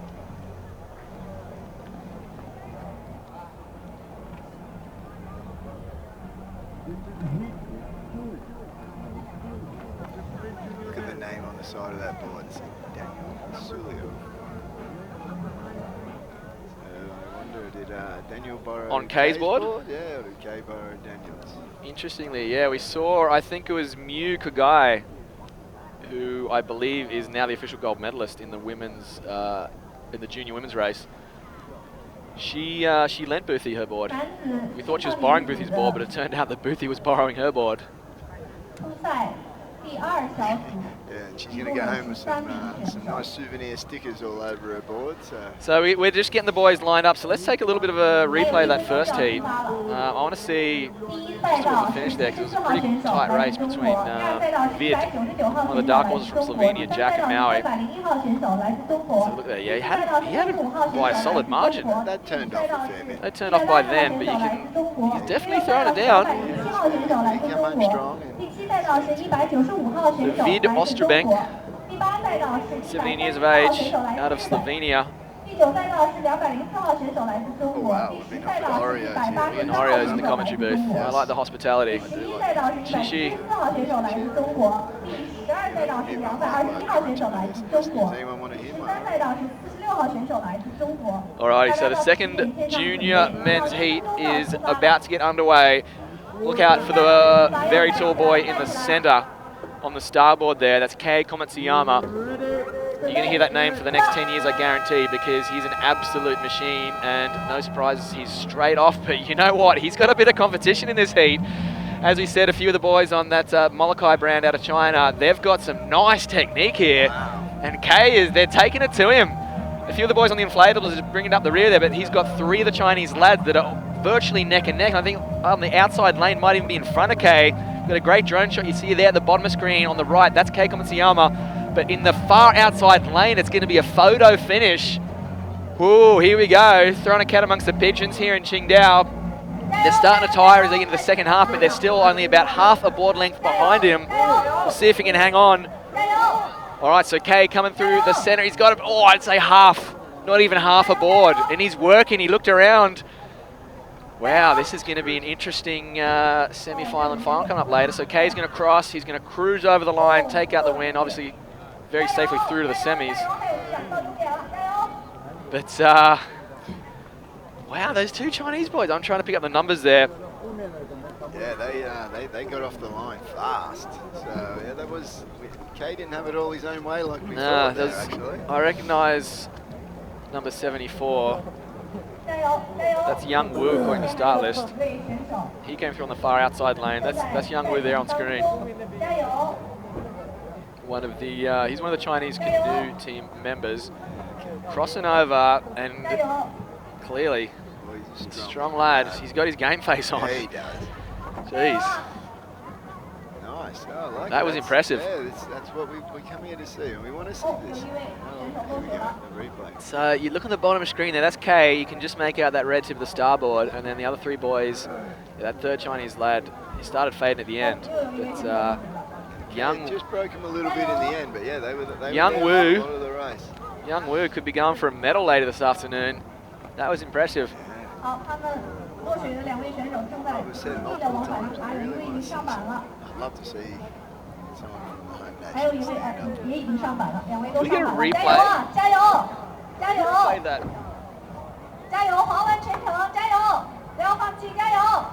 We're going to try and get an extended replay. Yeah, I just want to see the difference in the techniques. Because you can really kind of tell who's crossed directly over from the canoe world. Well, the outside guys here, they were racing on, two Chinese boys on the outside. They were racing with really high cadence, not that typical long, powerful stroke that you see some of the crossover guys. So they've done their work on the SUP. There was some really high cadence. And I haven't chatted to a few of the boys getting ready. But speaking of high cadence, well, I'm going to count Rice. I was going to count K's there, but I got distracted watching the Chinese guys. Yeah, they flew through. We might be able to get the replay up of that. But we're getting ready for the third heat. A few of the boys out there cruising on the inflatables. Just having a crack.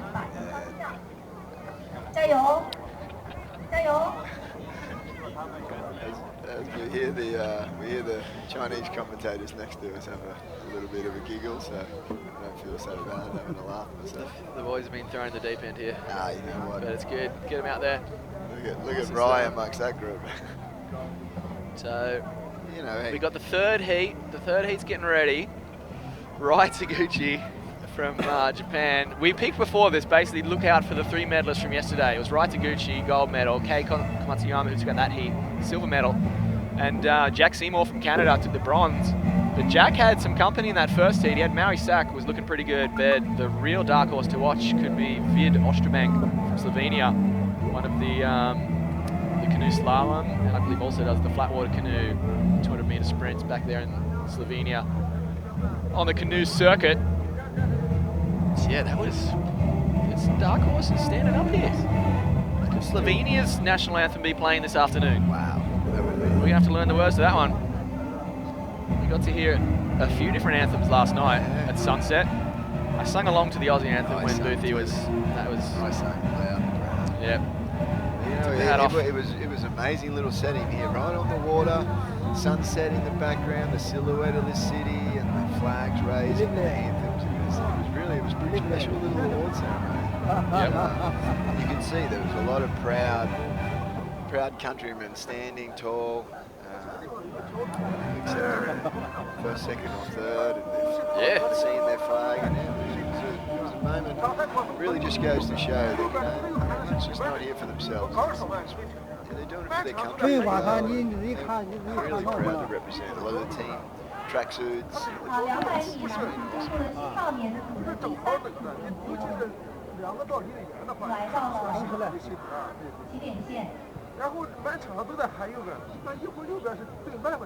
他们将在5分钟后出发。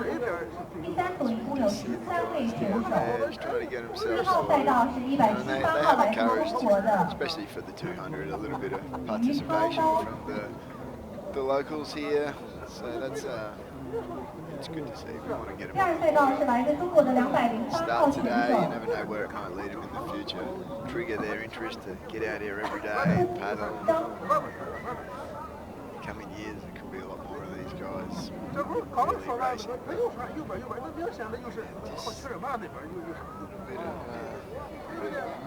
Just trying to get started. You can see Ryder standing in the middle there, going, "All right, boys, come on, face the front." Looks like we've got a little bit of time here before the 3rd juniors heat. So I want to have a look back to yesterday.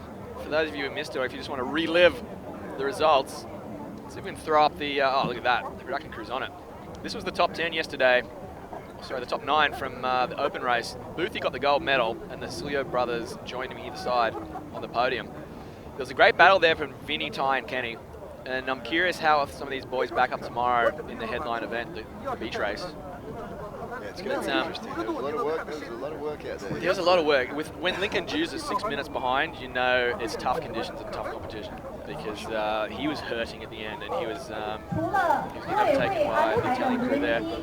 Liran snuck through the top 10, but Boothie, that was a powerhouse performance. Yeah, well, an hour and 37 minutes in those conditions. That was you could see the grimace on his face all the way to the last couple of Ks of the race. Yeah. There was nothing left out there for any of the athletes yesterday, both men and women. Yeah, and this was yesterday's open women's distance race. We're just replaying this while we wait for the next heat to start. But Sonny took out the gold, just a powerhouse performance. She ended up gapping Olivia by a minute, but Olivia, we had dinner with Olivia last night, and she said she was starting to hurt that last lap, but she was really just hanging on. And at one point, Sonny turned around and said, you know, when are we just going to go for it? And Olivia said, you just go. I'm hanging on. This is yours. Yeah, no, it was good to see. And you know, in the commentary, we were talking about that. Was Olivia just riding the wash? Was she saving, conserving to possibly sprint home the last couple of Ks, or was she hanging on? And I personally thought she looked quite comfortable there, but yeah, she was pretty open with us last night and said, hey, Sonny, you've dragged me this far. I'm not going to try and pass you. Well, actually, I can't pass you. That's hats off to their camaraderie, but also just the strength of Sonny yesterday.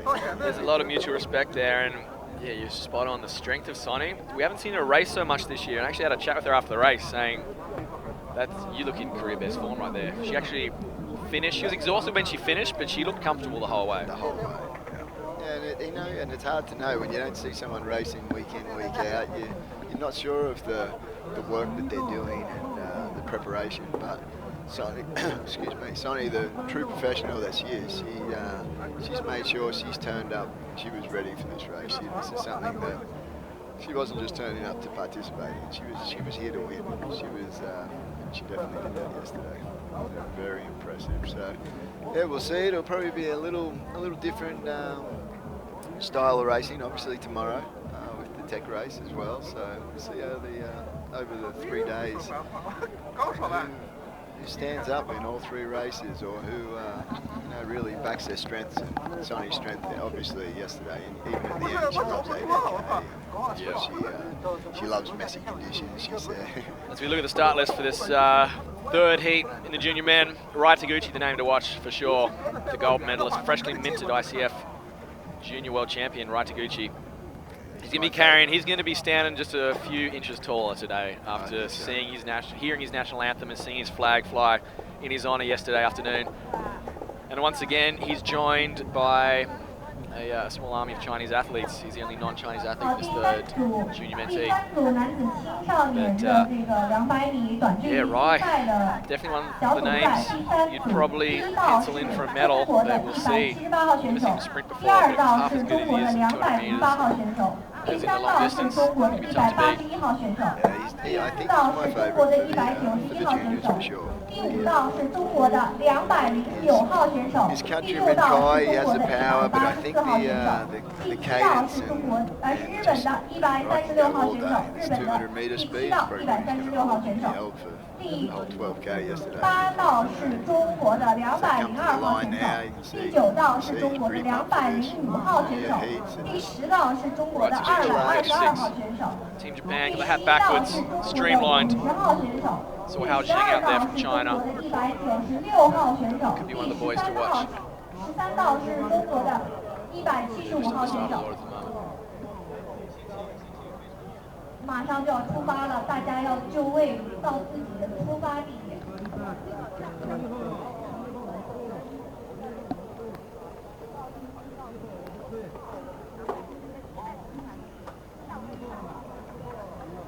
Oh, there's been a fall at the start. Oh, there's another fall. All right. So a few of the boys for the China Canoe team just roped into this to get some experience. Bolster the numbers. But they're still a little wet around the ears there. They're still gaining experience, For sure. to put it politely. But oh, we're straight into it. That looked like a break. That was alrighty. I know the siren's a little delayed from across here, but Okay, so we've basically got two of the boys racing here on the hardboards. It's Rai Taguchi out of Japan, and the name I just mentioned before, number 50 from China. Already forgot his name, but it was Hao Zheng. So Hao Zheng and Rai, and look at Hao. He's actually going stroke for stroke with Rai here. Rai just looks over. He looks over his shoulder. He's like, "Who's this?" So Hao Zheng from China, one of the Canoe boys, and Rai Taguchi literally going stroke for stroke. And Rai's digging. He wants to take this out, but Hao is surging here. Hao Zheng. He's got a nice technique going, high cadence. Rai, he's actually going to pip him on the line here if Rai's not careful. Look at this, a great drone shot. It's going to be a photo finish here. This is just a qualifier, but a little bit of a shot across the bow, some bragging rights on the line, psychological games, and Rai just gets the edge there, but I don't know if he expected to get pushed that hard. Yeah, I don't think so either. And again, it's another one of the Chinese boys that stand up here, and it's going to be great. There's going to be a few contenders in the final this afternoon. So Hao Zheng from China, how do you do that? That was impressive. And he's gone through for a very close second, safely through to the semis. But it's going to be one of the names to watch.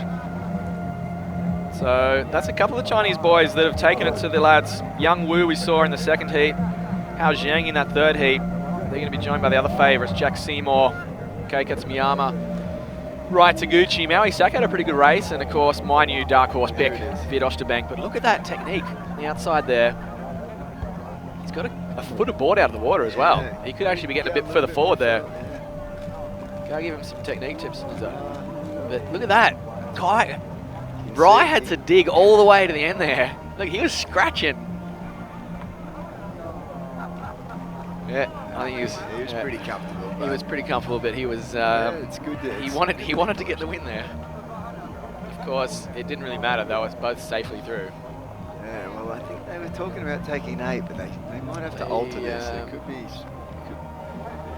I'd say the world-class level there, we've seen enough to go straight into a final. Yeah, we have.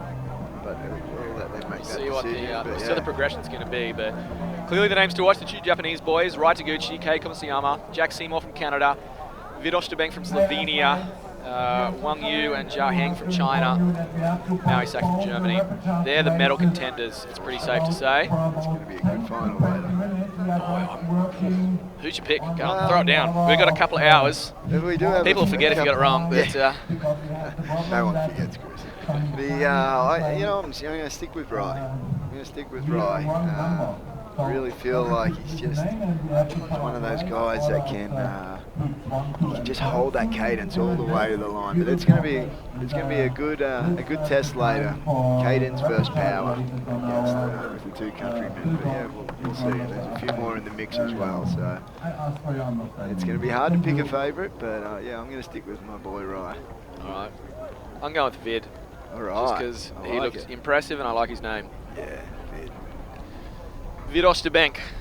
Can he take it down? Can he take down the Japanese team with?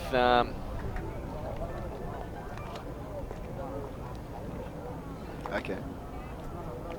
So we're going into the repechage next, and the progression is going to be the first one, only first to the final. Okay, Oh, so that's brutal. This is going to be tight.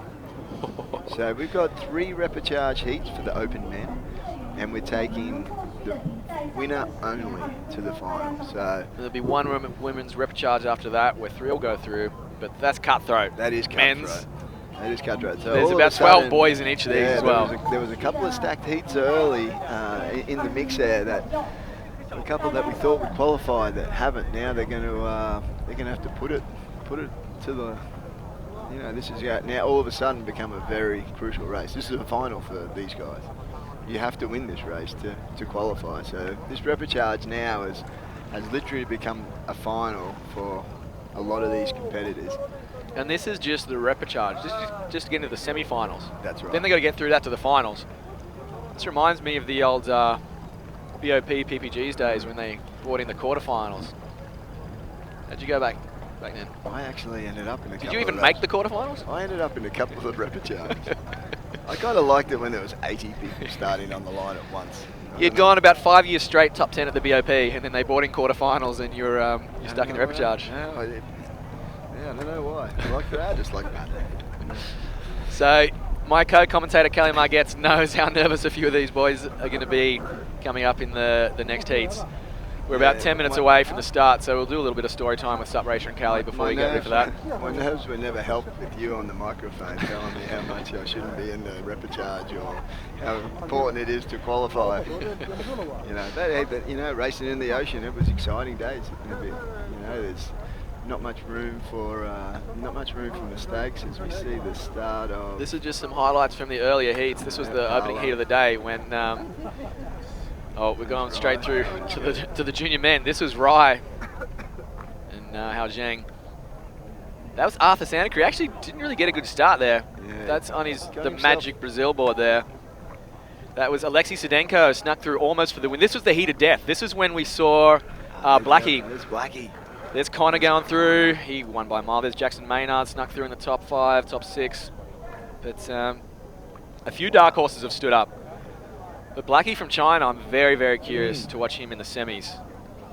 Yeah, so those guys are obviously the ones we're talking about. Yeah, this was the heat there.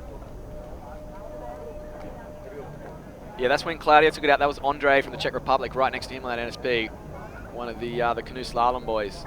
I paddled with him in the Krumlovsky Canoe Marathon. And his brother there, Leo. That's Leo Nika. He took out the next heat. And there's Arvis. This was the crazy finish. This is the one Blackie took. Arvis was leading it.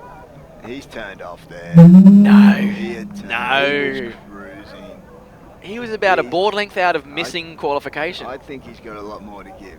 He's going to be one I to think watch he's later. got more to give, but I think he was a little nervous at the end there. Juniors again, Maui, Jack. Yeah. Back.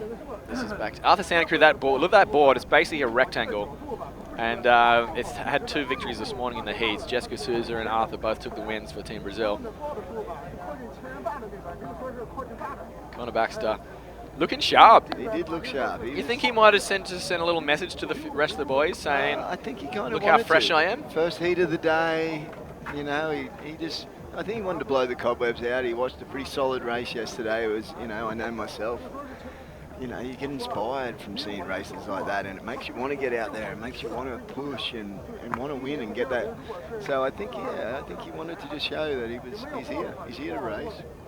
Might not have seen me yesterday, but hey, I'm not going away. I'm here to race. So it's going to be. I can't wait later in the day as we build through these semi-finals to the finals. Yeah, before that, we've looks like we've got a bit of a break here. We can't see anyone getting out on the water, but these, like we said, these men's repechage heats, they're going to be, they're do or die. It's first only through to the semi-finals. So all of a sudden, this has become the final for these guys. So yeah, we may see a couple that have. Miss out that we thought might have been in the semi-finals, but most of the top contenders, they've made it through for the day into the next round. So okay, folks, well, I just got the word through from the crew that we're going to have about a 10 to 15 minute delay here break here until the repechage starts. So go grab a coffee. We're going to stay here. Might do a little story time with Sup Racer and just. Are we still on? We are still on, and we're going to maybe look at some of the highlights from yesterday. So we'll throw it down to the crowd. If you're watching on Facebook Live on Sup Racer or Asia SUP Tour, Total SUP, the Planet Canoe ICF page. Let us know what you'd like to see or what you'd like to hear from behind the scenes here at the ICF World. It's a very historic event here. First ever ICF Stand-Up Paddling World Championships, and hopefully we've been giving you a good show on the live stream, but there's been so much happening behind the scenes at the athlete meetings and dinners, and just at the start area this morning we could see. We just had a question there about the junior girls, and I think that's a straight-up final. Yeah, their numbers weren't. Pretty sure they've skipped through to. We're going to clarify that for you, Moke, but we're either going straight to the semis or straight to the final. Okay, Yeah. it's a straight-up final for the junior women. There must have been less than 15 entered. Big heats here. Yeah, there is some big heats. There's a lot of countries represented, but yeah, with the junior girls, and that'll be a good little final too. We saw the three girls go at it yesterday, and unfortunately the young Chinese girl not knowing. A little bit of drama in the girls' race. The last race.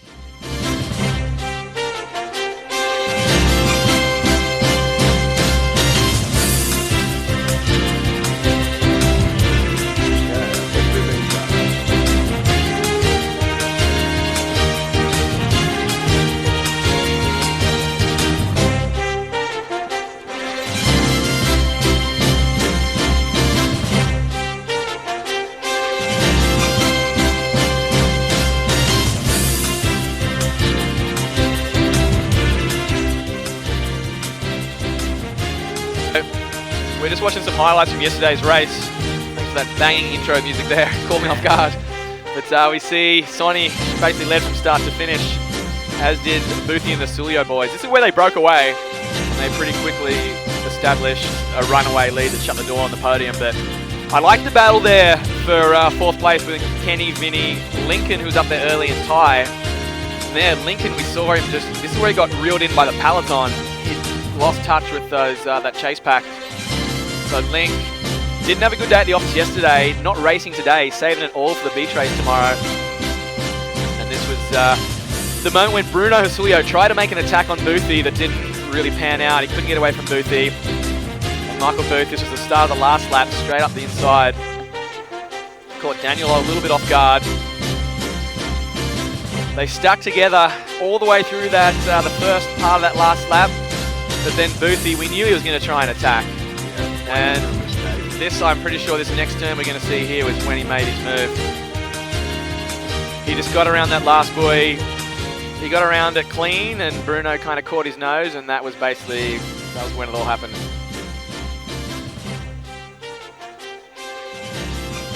Actually, no, that was about the third lap there, second or third lap.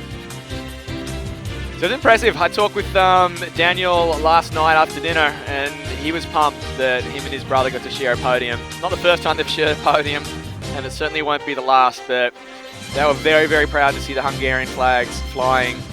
They were looking pretty slick in those Hungarian team uniforms, I must say. Hungary, one of the powerhouse paddling nations, if you include all types of paddling. They're virtually unbeatable in sprint kayak.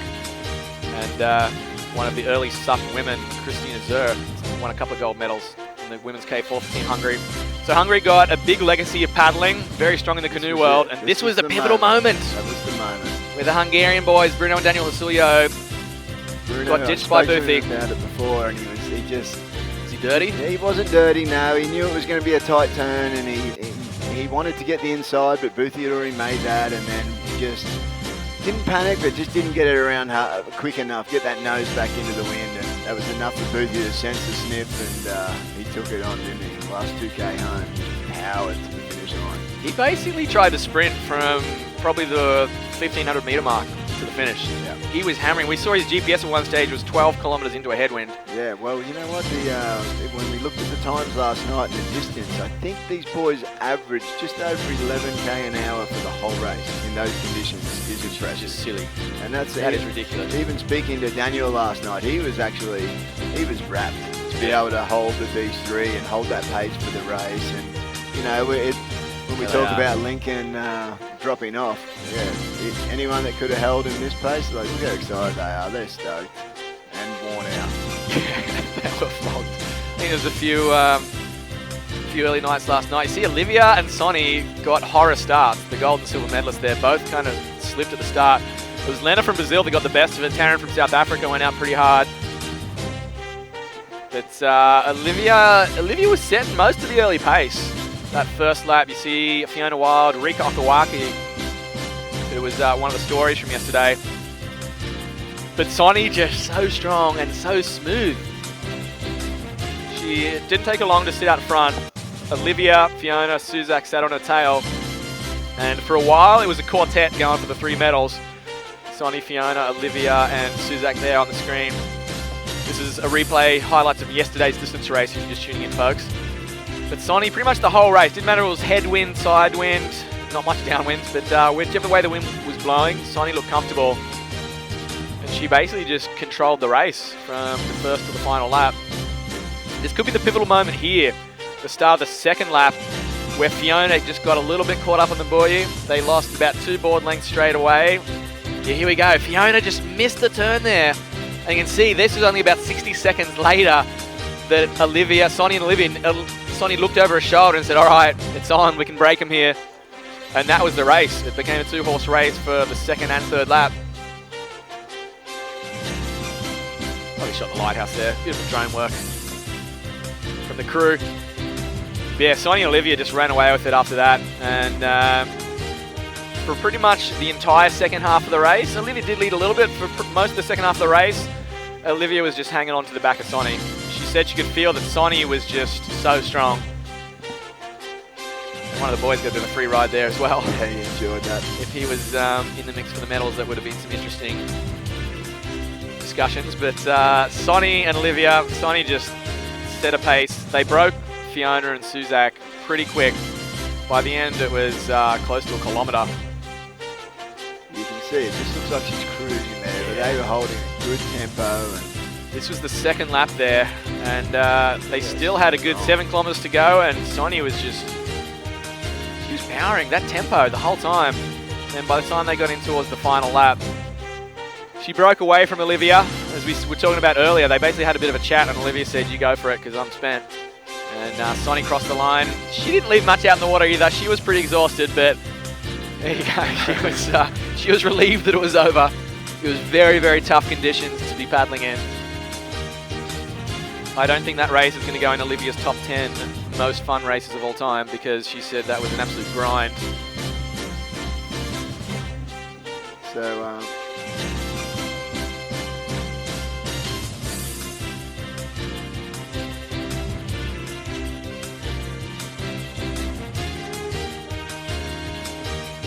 So I had a few requests for an afternoon schedule. I know a few people that are planning their evenings or midnight viewing sessions wherever you are around the world. If you're waking up early.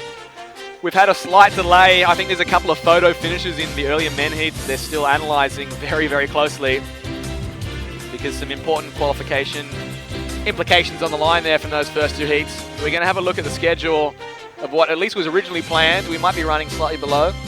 yeah, the times might not match up completely, but it'll give you an idea of the order of races up ahead. Yeah. So we've had basically the Open Men's qualifiers. We're due up next for the Repechage rounds. That was 10 minutes ago. We've had a slight delay, so we're about 20 minutes behind schedule, but the Open Men will do sudden death Repechages. The winner goes through from those first 3 Repechages. That's it. Cutthroat. The Open Women, the top 3 from that one women's repechage will sneak through to the semis. Then the junior men will have their repechage. 3 will go through from that to the semis. Then we're jumping straight into what's going to be some extremely hotly contested races. The Open Men's semi-finals and the Junior Men's semi-finals just around lunchtime. We're going to wrap that up, and then we'll jump back for the finals.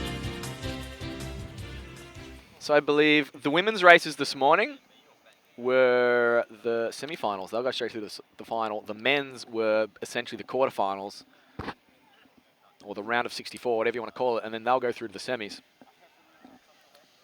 So the women won't be back on the water until later this afternoon, but the men's semi-final, that is going to be intense. That will be intense. There's going to be plenty of racing. The repechage is just going to be intense, let alone the semis. The repechage, like you said. Not too late for you to register and jump in. No, I'm done, mate. They're sudden death. Okay, so we do have the official results there with that very interesting battle. It was really just a 2-horse race. Yeah, a few of those boys were making up the numbers in that one, but Rai Taguchi and Hao Zheng, that was tight. And Hao has kind of thrown his hat in the ring for a medal. Look at that time from Rai. Oh, yeah. That would have matched the... 52 seconds? That matched... I'm thinking that was Claudio's win. I think he would be matching these...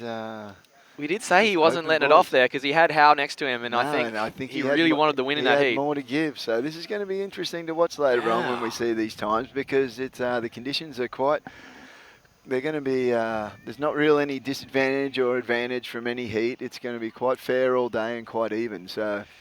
We're going to really be able to judge speeds on the times alone. So Rai Taguchi, 16 years of age, based on the time we saw there and his performance yesterday, already very much belongs in the upper echelons of the elite field. Yeah, I can see Kenny's just come online watching. What do you reckon, Kenny? Rai take out the opens if he was in there too? So Rai Taguchi and Kei Kamatsuyama, we're looking pretty good. We're actually going to just run through. We've got a bit of a delay here, so we're going to run through some highlights from yesterday afternoon's race where the junior men and women's gold medals were decided for the long distance race, plus the Masters, of course. But it was a cracking race in the juniors, and we're going to see here those boys we were just talking about, Rai Taguchi and Kei Kamatsuyama, along with Jack Seymour from Canada and the vagabond hitchhiker Tommy Boudet from Canada. They've got a nice little ride there with the lads. So that's Kei out front with the man-child himself.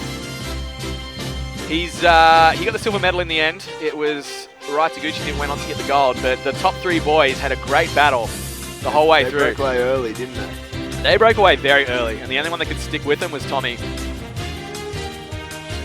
But the girls' race, the junior women, that was an interesting battle. That was Hannah Kraft from Germany.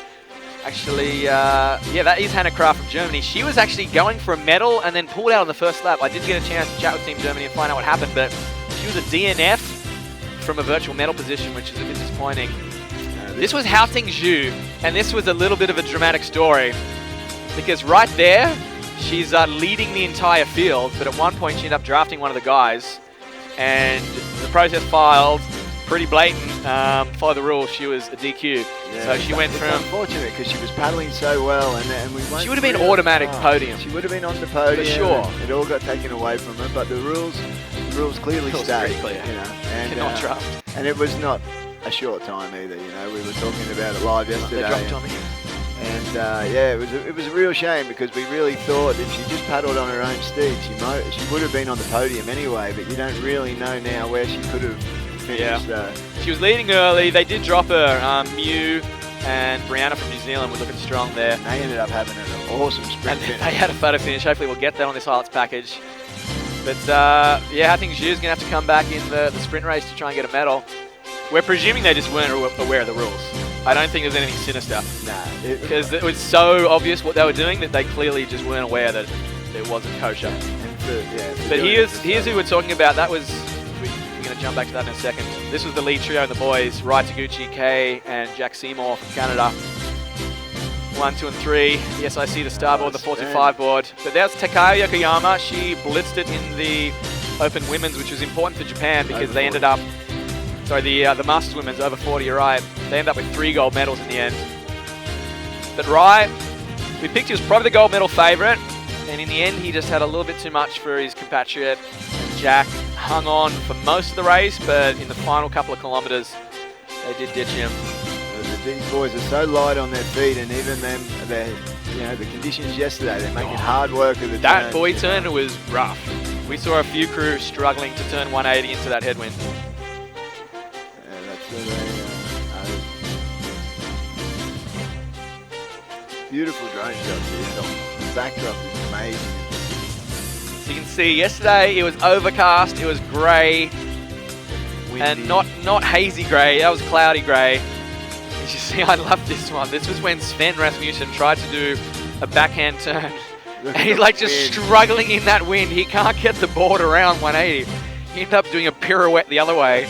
It was actually quite a nice little ballerina Told me move. last night he had to beg forgiveness from the Chinese team. He felt so bad. It was, but you know, like I said to him, he wasn't the only one that struggled on that turn. Even the top pros were hard to get their nose around. But this was Brianna Orams. That's Brianna Orams from New Zealand, very talented young paddler, and Yuka Gai from Japan, who's probably the favourite for the race this afternoon, the junior women's sprint. Yeah, that was a great battle between them. They went all the way, and this is where that actually dropped the Chinese girl, and they had about, what we're seeing on the GPS, about a 100-metre lead, and that's when the controversy started creeping in with the drafting. She got pulled back up to the front. But in the end, it was essentially the battle between these two girls. This is Mew and Brianna. And was it Mew that had Boothie's board? One of the girls out there I know had lent Boothie her board and ended up racing with Boothie's sponsors all over their board. That was one of the European girls. Yeah, it might have been Krista, actually. Krista from the Czech Republic, I believe. Right. But this is back in the boys' race, in the junior men. He was just, this is where he broke away from Kay and Jack. Yeah, you can see his rhythm and cadence in that rough water, and he was just, he could hold this pace all day. He is, like Kenny just said online, he's one, you know, watch out for him in the coming years. I don't think it's too far away. Yeah, this was, that was a masterclass performance from a 16-year-old. Paddling well beyond his years there. Kei Kamatsuyama, he got a 1-2 finish for Japan, and Jack Seymour, he was stoked. He got a bronze medal for Canada, and just a fantastic performance in general. For sure. Like, he was paddling well beyond his years. Coached by Michael Booth. He does Boothie's virtual training program. I know Boothie's spent a bit of time over there in Hong Kong. Yeah, and this was the moment of controversy. Yeah. Where Hao Tingzhu, she looked so strong on her own, but she chose to draft one of the guys from her team, and at this stage, she's basically been slingshotted well into the lead of the girls' race. She crossed for the gold, but there was, you know, obviously as you expect, the process was filed. It didn't get resolved until late last night, and final call, pretty clear, straight DQ. Yeah, which is like we said, it's a real shame. She would have been up on the podium there, and with her paddling, she really bloody deserved. good paddler. Yeah, she deserved to be. So. Then, we missed it. I think they missed from the highlights package the photo finish there. That's Muka Gai, who moves into the gold medal position. They're going to have to redo that. They're going to do that podium this afternoon because the protest wasn't decided till late last night. So Muka Gai ended up winning Japan's third gold medal. That's why they're blitzing it on the medal table. We might even be able to bring up the medal table just to show you how dominant Team Japan was on their opening day of the ICF Worlds. But yeah, Mew got the junior women's gold just ahead of Brianna. Rai got the gold in the junior men's race just ahead of his compatriot Kei. And Takayo got the 40-plus women's gold. So Japan, the only multiple gold medal nation, they're blitzing it right now. China, despite that disappointment in the girls' race, still got the 50-plus women's gold and picked up a bunch of the minor medals as well. Look at them sitting on I'm surprised. I medals. didn't realize they'd picked so many medals there. Earlier. Germany, courtesy of Sonny Honshid, they got that gold there. Canada, Tommy Boudet in the Masters. Israel got the men's 50-plus gold. Australia, obviously Michael Booth, the powerhouse, to go the open men's gold. Greece picked up a couple of medals, as did Hungary, courtesy of the Sulio boys. That's basically the Bruno and Daniel team. Yeah. And France, New Zealand, Norway, courtesy of Sven Rasmussen from Starboard. And USA, courtesy of Fiona Wild, also on the medal table. So I like this. I nerd out the Olympics on these medal tables. Yeah. This is my favourite part of the event. And I'm very excited to see when we're going to award at least, I believe, what do we got? 8 more gold medals this afternoon. Yeah, the Open men and women, the Junior men and women, and the Masters 40 and 50 plus men and women. Possibly see a couple more countries up there with medals. Who's to know? But could be Slovenia if my boy can pull it out in the boys' race. In the juniors race. Vid Osterbank, I'm throwing him out as the dark horse in the junior men. I know you think that Rai is looking good, but I'm up for a race. I love. You know, you nerd out on numbers. I just love racing. I love it. I love seeing the start line. I watch Turtles race. It's like, I don't mind. You know, Saturday afternoon at home, the lawn bowls comes on and I'm into it. It's competition I thrive for. So I love seeing any challenge, and it's, you know, you watch someone like Rai, and like you said, he's above his years. He just looks so comfortable in racing, and yeah, he's a mature racer in his head. He's relaxed. That's why I think he's got a huge future. But yeah, There's plenty of other new names that I was never aware of or hadn't seen race before. We're getting to see live today, and it's great to see, and plenty more action to come. There's a few just starting to warm up now on the water. Repechages shouldn't be too far away, and yeah, there's gonna be some nervous people getting ready in there because they only take one through. So essentially, this is a final for these guys. You have to win. They need a gold medal in this repechage just to get into the semi-finals. So there'll be some nerves. There'll be some people up there just trying to calm themselves down. You don't want your heart rate to get up too early. You don't want to waste too much energy on that nervous anticipation. You know, anxiety starts creeping in. You start thinking about other competitors. You've really got to keep a clear mind. Stay relaxed. Don't let the body stiffen. You know, a busy mind is a busy body. You want it nice and relaxed. You need to keep the oxygen flowing. Not too relaxed. You got to be on game, but it's a fine line. It is for sure. So it's going to be exciting. It's going to be some tough racing here. Yeah, absolutely. So I've just been chatting with our producers in the background there, folks. We're going to give you a little bit of an update on the schedule. So we're going to run through with the repechage. So coming up next in 15 minutes is the official restart here. So we're going to have a little bit more of story time with Chris and Kelly. Story time? Wow. Kelly, tell us about those good old days of the BOP when you were still top 10. That seems like a lifetime ago. But what's your, have you ever done 200 metre sprint racing, flat water? You know what? I've never been really known as a sprinter. But I must say, and this is going to be my claim to fame, and I wish Bilal was watching, but I got a bit of a dig with him because we were in China a couple of weeks ago in Chengdu for an event, a Euro Tour event, and they had the 200 metre sprint on day 2, and I was, in there with all the young Europeans, and I didn't think I had a chance, but we're all on the same board, we're all on inflatables, and yeah, I got that board up and going, and wow, I surprised myself. 3/4 of the way through, I'm like, oh, half a board length in front here still. I think I can win this. And yeah. And then we put on such a good show. Bilal was like, oh, let's do that again. I was like, what? No. We don't need to do it twice. Like, let me claim this. So, yeah, and I had the lead in the second one too. I nearly doubled it up, but 3/4. Noah got me in the main race. It was actually one of your friends from the Euro Tour. Freshly, out of 11 cities. Freshly turned up, Ricardo. Yeah, right. He pipped me in the end, but I must say my brain was the one that gave up before the body. As we're looking at some of the highlights from this morning's heats, this was Connor Baxter taken out, like we said, just a little bit of brushing off the cobwebs and maybe sending a bit of message to the other boys saying, I hope you're feeling that distance race because I'm not. Yeah. Well, I just see Leo Nika just come online. You might see yourself up here on screen in a second, Leo. Yeah, it's cool. Some of the boys are going back to the hotel to freshen up before the semis. But this was an interesting heat. This was Arthur Santa Cruz. Didn't even have the best start, but he absolutely charged through. He ended up having a photo finish. We still haven't even gotten the results from that one yet. It was a photo finish with Andrei Krater from Russia, who's a Olympic sprint canoer. But Arthur on the board that everyone's talking about, that rectangle board from Brazil, the Repechage board. But in this heat, this was an interesting one. So Claudio Nika, he was next to Andrei Petrak from the Czech Republic here. And this might have been, this was when Claudio won, I'm thinking about 52 seconds flat, and he set one of the fastest times. So Claudio Nika, his brother Leo, they both took out the heats.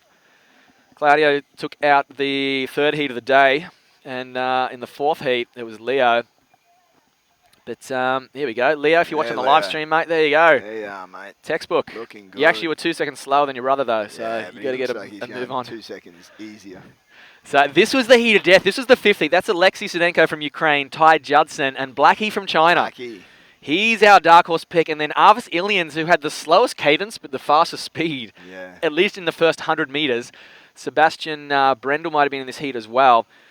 We jump straight into the women's. Jessica Souza just nailed that first heat on the magic. She snuck up on us there, didn't she? Yeah, actually, no, this was the... sorry, this might have been that third heat when there was a blanket finish and Rika didn't even get through. Rika Okawaki, one of our picks, finished 7th in that, and I'll have to go through the repechage in about 20 minutes' time. But then we got through the junior boys, that first heat. This is my dark horse boy at the top of screen there, Vid Osterbank. He took that one out. Maui Sack at the bottom there, and in the middle, Jack Seymour. And then Rye. Look at, he had the full split stance going as well. He knows Yeah. that paddle's got to be shorter than what he used yesterday. Well, you know what? You can just see he's dropped his bottom arm really close down to the blade. He wants to get his connection close to the power.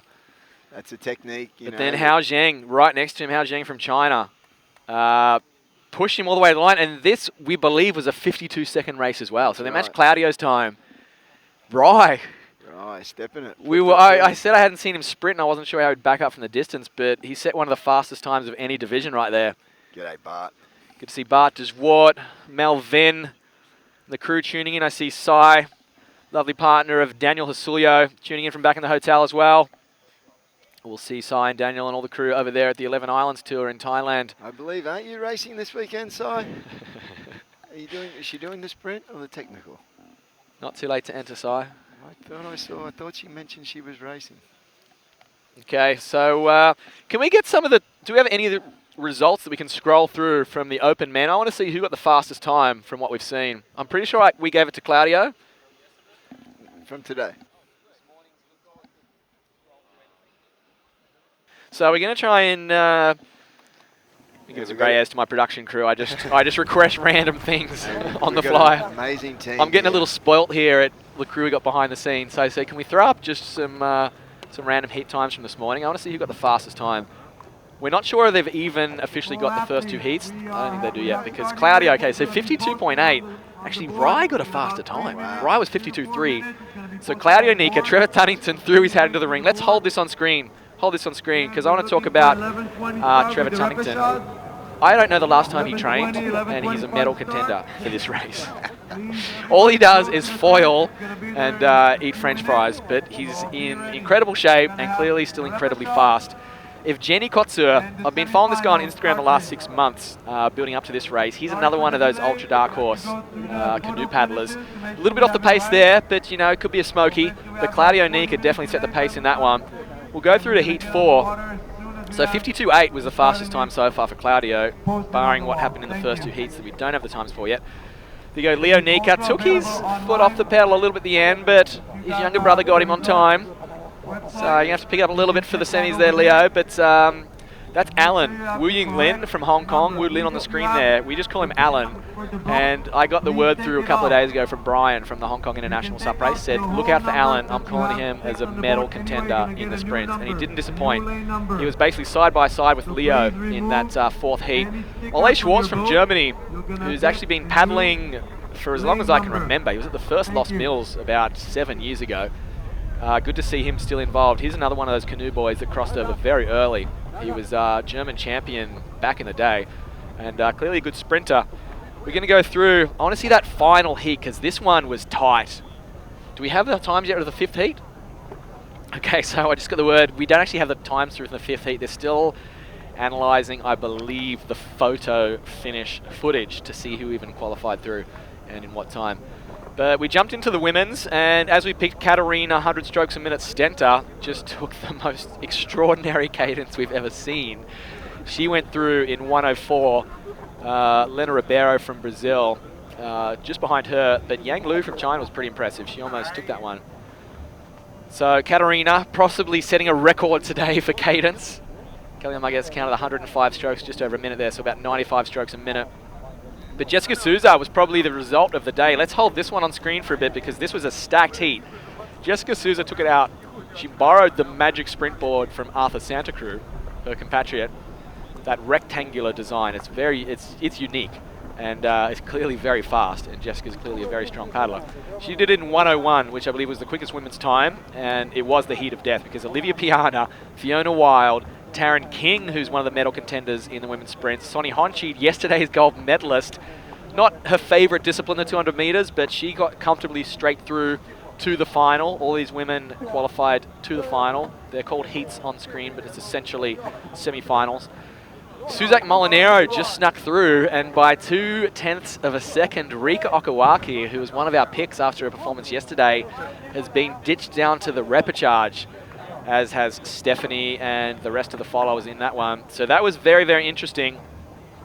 But big performance from Jessica. We could potentially see 2 gold medalists from Brazil today, or at least 2 medals. Then we went through to the junior men.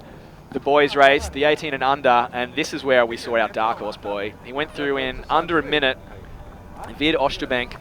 All three of those guys took their foot off the pedal towards the end there, so their times was well outside what Rai and Hao Zheng were able to produce in the later heat, but all three of those boys got a chance at medals. Vid Oosterbank, Maui Suck from Germany, and Jack Seymour from Canada. A few of the Chinese lads there were just getting the experience, making up the numbers, but those three boys at the front are all got a chance in the final later today. And then that second heat, Kay. He was pushed all the way by three of the Chinese lads, but in particular Yang Wu was literally photo finish there. Okay, just got the win in the second heat. But Yang Wu, definitely a medal contender. And we're going to go through that third heat. The third heat in the junior men was actually, we're probably saying, I don't know if we've got that result up yet, the third junior boys heat. Yeah, here it is. This is the one I want to see. This is the fastest time I've seen all day, pending the first two open men's heats. We just got word that we do have the first two results up for the first heat. All right, so we'll compare Rai's time, because he was pushed all the way by Hao Zheng. Connor's time's going to be interesting to see. So let's see what Connor and the boys in that photo finish in the second heat got. So we're going to jump back, I believe, to the open men. This is what we've been waiting for. I'm excited. Did Connor set the pace of the morning? Oh, he did. 51.7. And it looked it too. Wow. It looked it. So Connor, 51.74. The gauntlet out. And Martin Kova from Hungary, not a familiar name in the SUP world. He's actually a multiple world champion in marathon canoe. Clearly can do all distances because he was there in second. Yulong Zhang representing the host nation. Jacko Maynard, was he just cruising or what? I hope so. He just snuck through in sixth, as did Bruno. Paolo was safely through in fourth. Christian Tauscher, Stefan Bretto, one of the German canoe boys, and everybody beyond that has to go through the repechage round. They get a second chance. But I'm curious to look into that heat too. Yeah, let's have a look at the second heat. This was the photo finish. We still don't even know who won that heat. It was Arthur and Andre all the way to the line. Oh, they've given it to Arthur. Wow. And I think he turned off a little bit. So yeah, and a 51.9. So Connor's got the time of the day by 2/10, but a lot of these boys, they've got to race 3 times today, so they were easing off in the final 10 meters. And it's also, if you put them in, when you put them in the same heat and they push each other, that time's going to get a little quicker, and they dig a little deeper. So it's yeah, we're going to see some fast times later on today. Wow. So Arthur Santa Cruz, Andre Crater, one of the dark horses to watch. He's been here. Well, he actually lives here in China. He coaches the Chinese women's sprint canoe team. He's a former Olympian himself.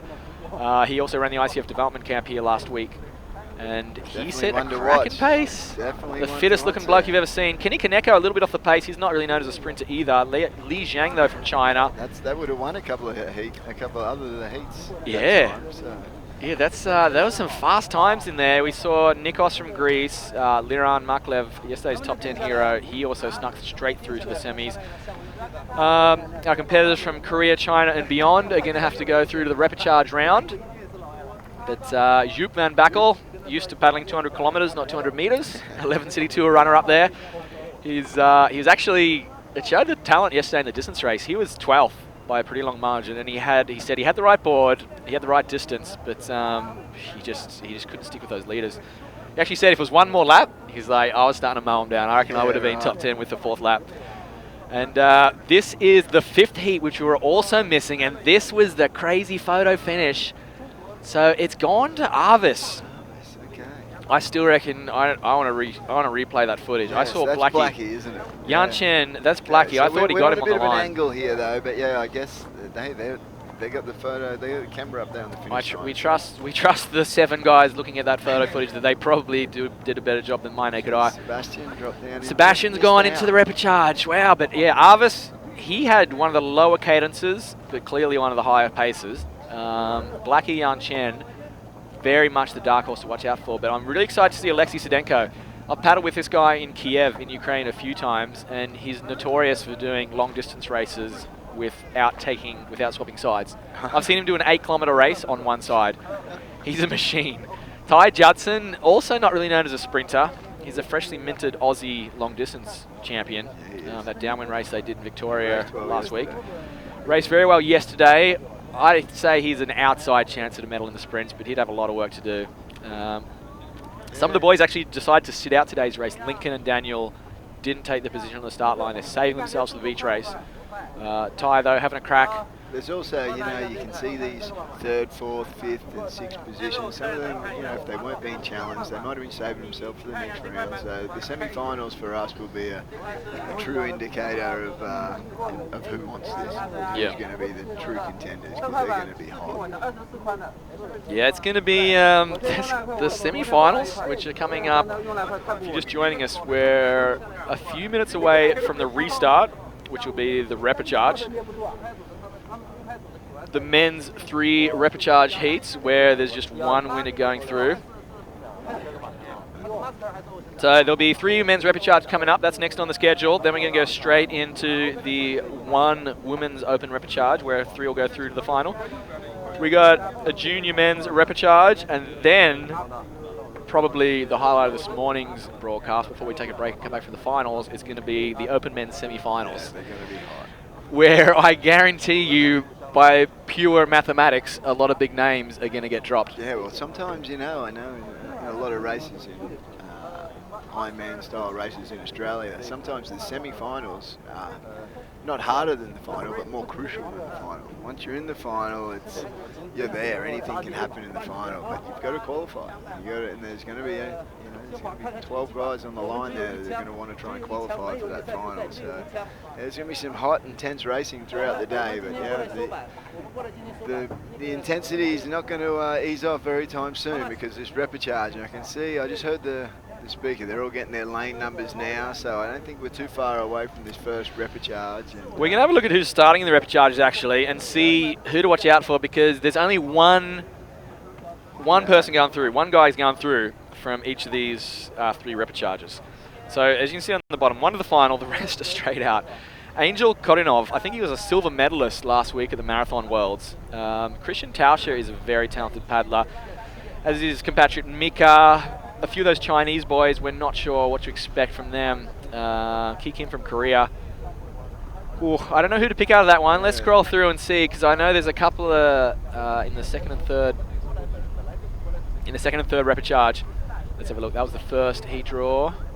One of those boys gets through. Who's in the second repechage? Yeah, Sebastian.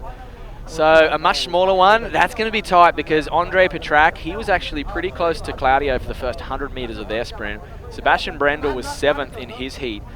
Both of them very talented. Andre's a canoe slalom competitor. We actually had a good battle over there in the Czech Republic last year. If anyone knows that photo I keep posting every 6 months of me screaming down the hill, going downhill, that's Andre next to me. Wow. And then Sebastian Brendel, he's a 3-time Olympic gold medalist and about 87-time World Cup champion in sprint canoe. So those 2 boys are going to have a good battle. It's actually a shame that one of them is going to have to go home early. And then the third, sorry, actually it is a bigger heat. It's on 2 pages there. So that's the rest of the boys in the second repechage. But we'll scroll through and look who's in the third repechage. I still think it's going to be between Sebastian and Andre in that one. The third men's repechage, again, if you're just tuning in, these are the boys that got knocked out in the qualifying round. They've got a second chance repechage, but at sudden death, only one of them will sneak through to the semi-finals. Tommy Boudet, you know what, he wasn't far off the pace in the heat. I reckon that he wanted to get 7th so he could do an extra round. He just loves it. He just likes racing. Like yesterday, he finished the 3 laps and said, oh, why not, I'll jump in, and then goes and wins the over 40s in the Masters division. So I reckon he purposely got 7th so he could get an extra race. It might be his last race, because he's got Stephen Bretto and Jurt Van Backel in the heat with him, and Steve Bretto, I think, was 7th. He's a canoe sprinter. He's done a bunch of races. I've seen him at the SUP World Cup, now known as the ICF SUP World Cup, over there at Scharbeutz for the last, I think 3 or 4 years he's been competing in Germany on a SUP. Yeah. Not regularly, but he's definitely pretty comfortable on his feet. And we saw him 7th in his heat. So, Tommy, you've got a bit of work to do if you want to go through to the semis and keep paddling today, mate. So that's the lineup for the repechage. I see the boys getting on the water and starting to warm up. If we've got a chance, I'd say we've still got 3 or 4 minutes. Now that we've got all of the 5 open men's heats, maybe we could just scroll through them in order, one by one, and we'll be able to see, the open men's results. I'm just throwing my production crew under the bus again. Sorry, boys. They love it. They love it. I just look over there at Nelson. So we're going to go through all 5 of this morning's open men's heats and pay close attention to who finished top 6, ladies and gentlemen, watching at home, because the top 6 have gone straight through to the semi-finals. Everybody else and then we'll check on the 7th and 8th, because the they're going to be Repechage. the contenders for the Repechage. Yes, as I was saying, Christian Taucher, very talented. Steve Breder was actually 8th. They're both in the Repechages. But the top 6 through, Connor, Martin Kova, the Canoe Marathon champ, Yulong Zhang from China, dark horse, Paolo Marconi, Bruno and Jacko Maynard safely through to the semi-final from Heat 1. Connor sent the fastest time of the day with a 51.7. And the rest of the boys from 7th through about 13th in that heat back out there shortly. 7th through 14th, they've got to back it up in the Repechage. And Christian and Steve Brett will be hoping that they can scrape through as the fastest, essentially the fastest losers there.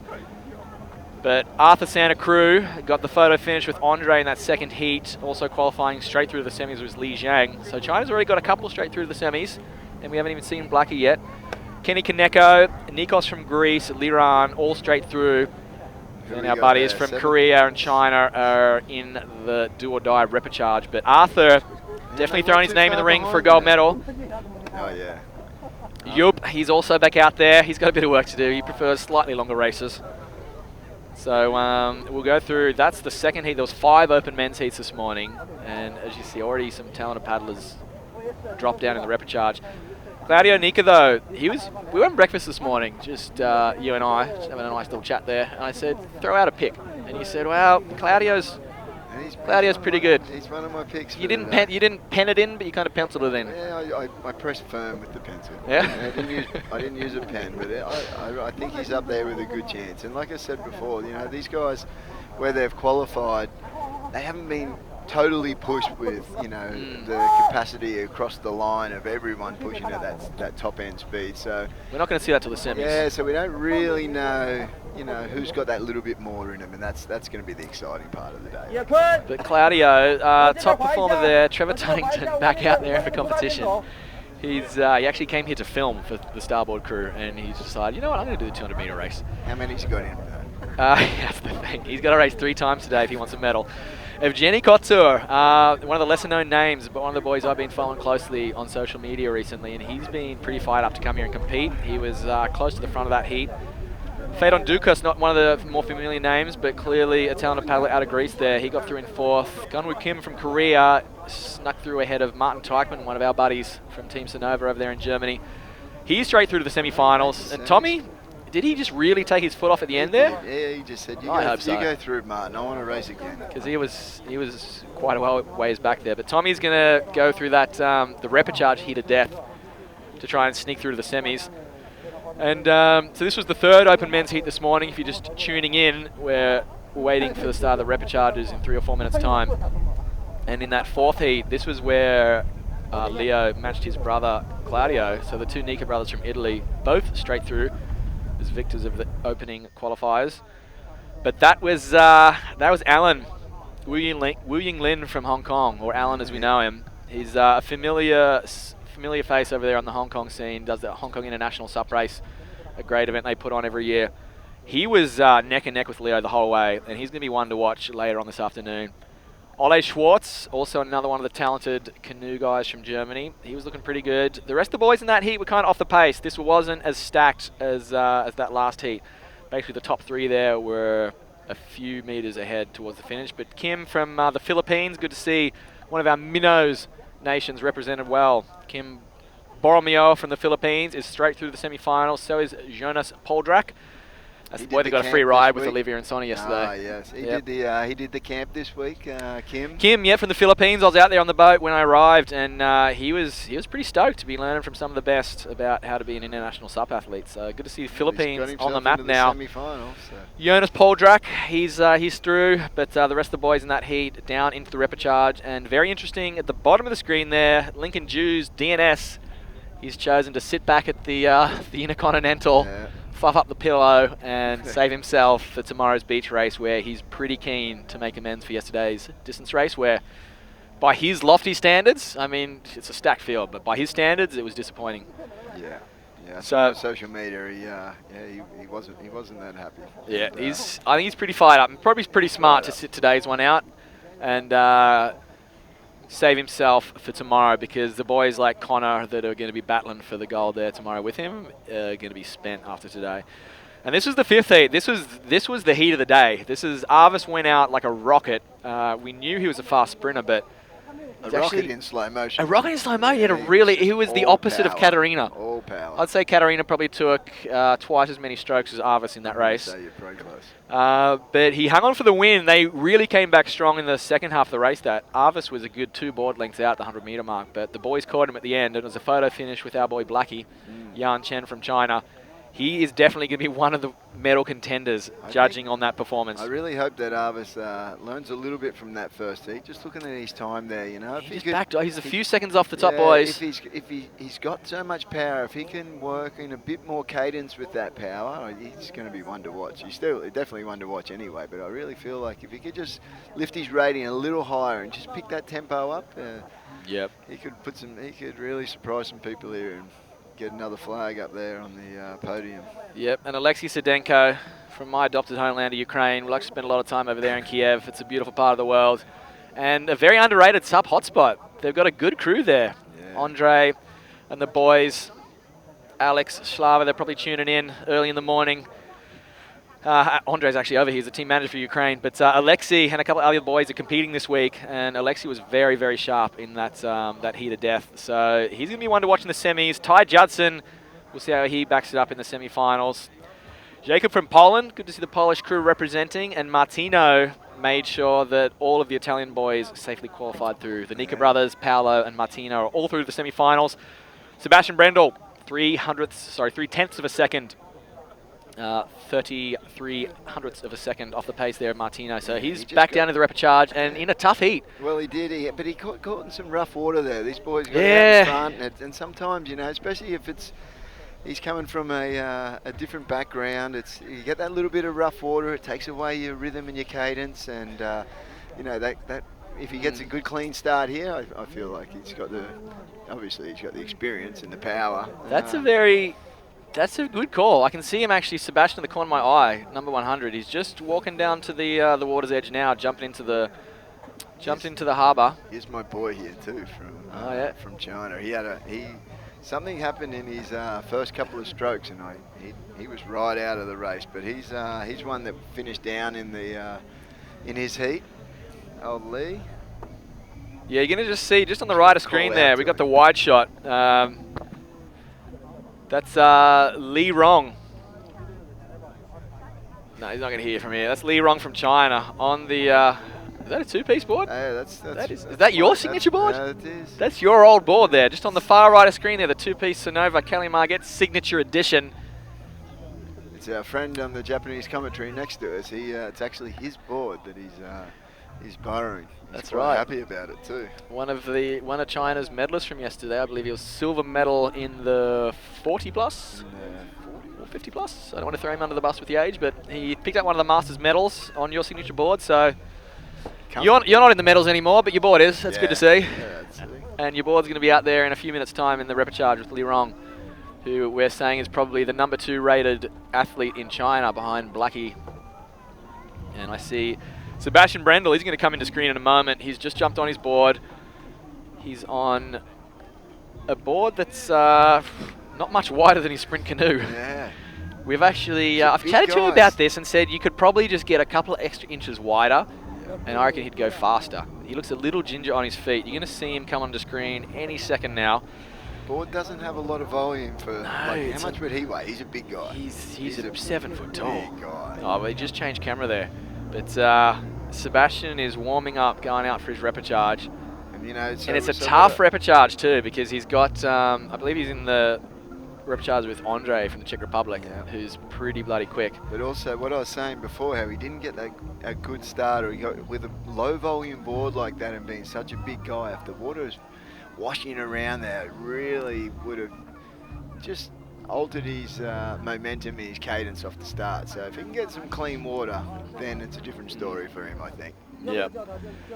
Now we're gonna have a look at the start list for this first repechage, because the boys are starting to line up in their lanes. So I think we're only a minute or two away. And Brian's just asking about Himson there. We're not too sure on that one. yeah, Brian calling from Hong Kong. Himson's time, I think he was listed as a DNS, not even a DNF, but he definitely started and on an outside lane, so that's a good call. We're going to have to clarify that. He was actually, from what I saw, actually probably one of the qualifiers. So that's a good pickup there. We're going to have to clarify. The Hong Kong boys have sent a couple of very fast sprinters over here. Yeah, But this is the Repechage 1 that we're getting ready to start. And I'd say look for Christian Tauscher, who I believe finished 7th in his heat. But there's going to be some nervous boys out here. This could be their last 60 seconds of the weekend. If you're just tuning in, we're only taking first through these Repechage. Well, we're not, they are. Yeah, if you are just tuning in, for starters, you're a few hours late to the show. So maybe you've just woken up over there in Europe. But this is day 2 of the ICF Worlds here in Qingdao, China.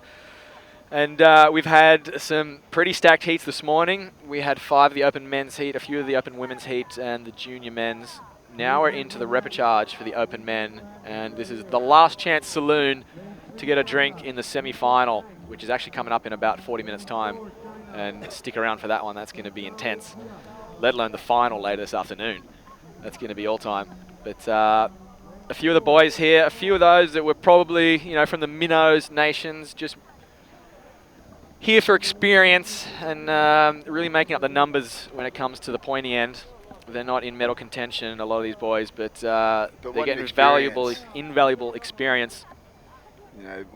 Lining up next to Connor Baxter, lining up next to the Sulios, lining up next to Boothie yesterday. And just the whole vibe around this event, it's amazing to come from anywhere in the world and be part of this. And you can just see it on all the athletes' face, everywhere. They're all happy, they're all, they're rubbing shoulders with their heroes at the same time as they're participating in something new and something, very impressive to us so far. The ICF are putting on an amazing event here, and I'm very happy and glad to be part of it, that's for sure. Yeah, we actually, we somehow ended up at the Sky Bar last night.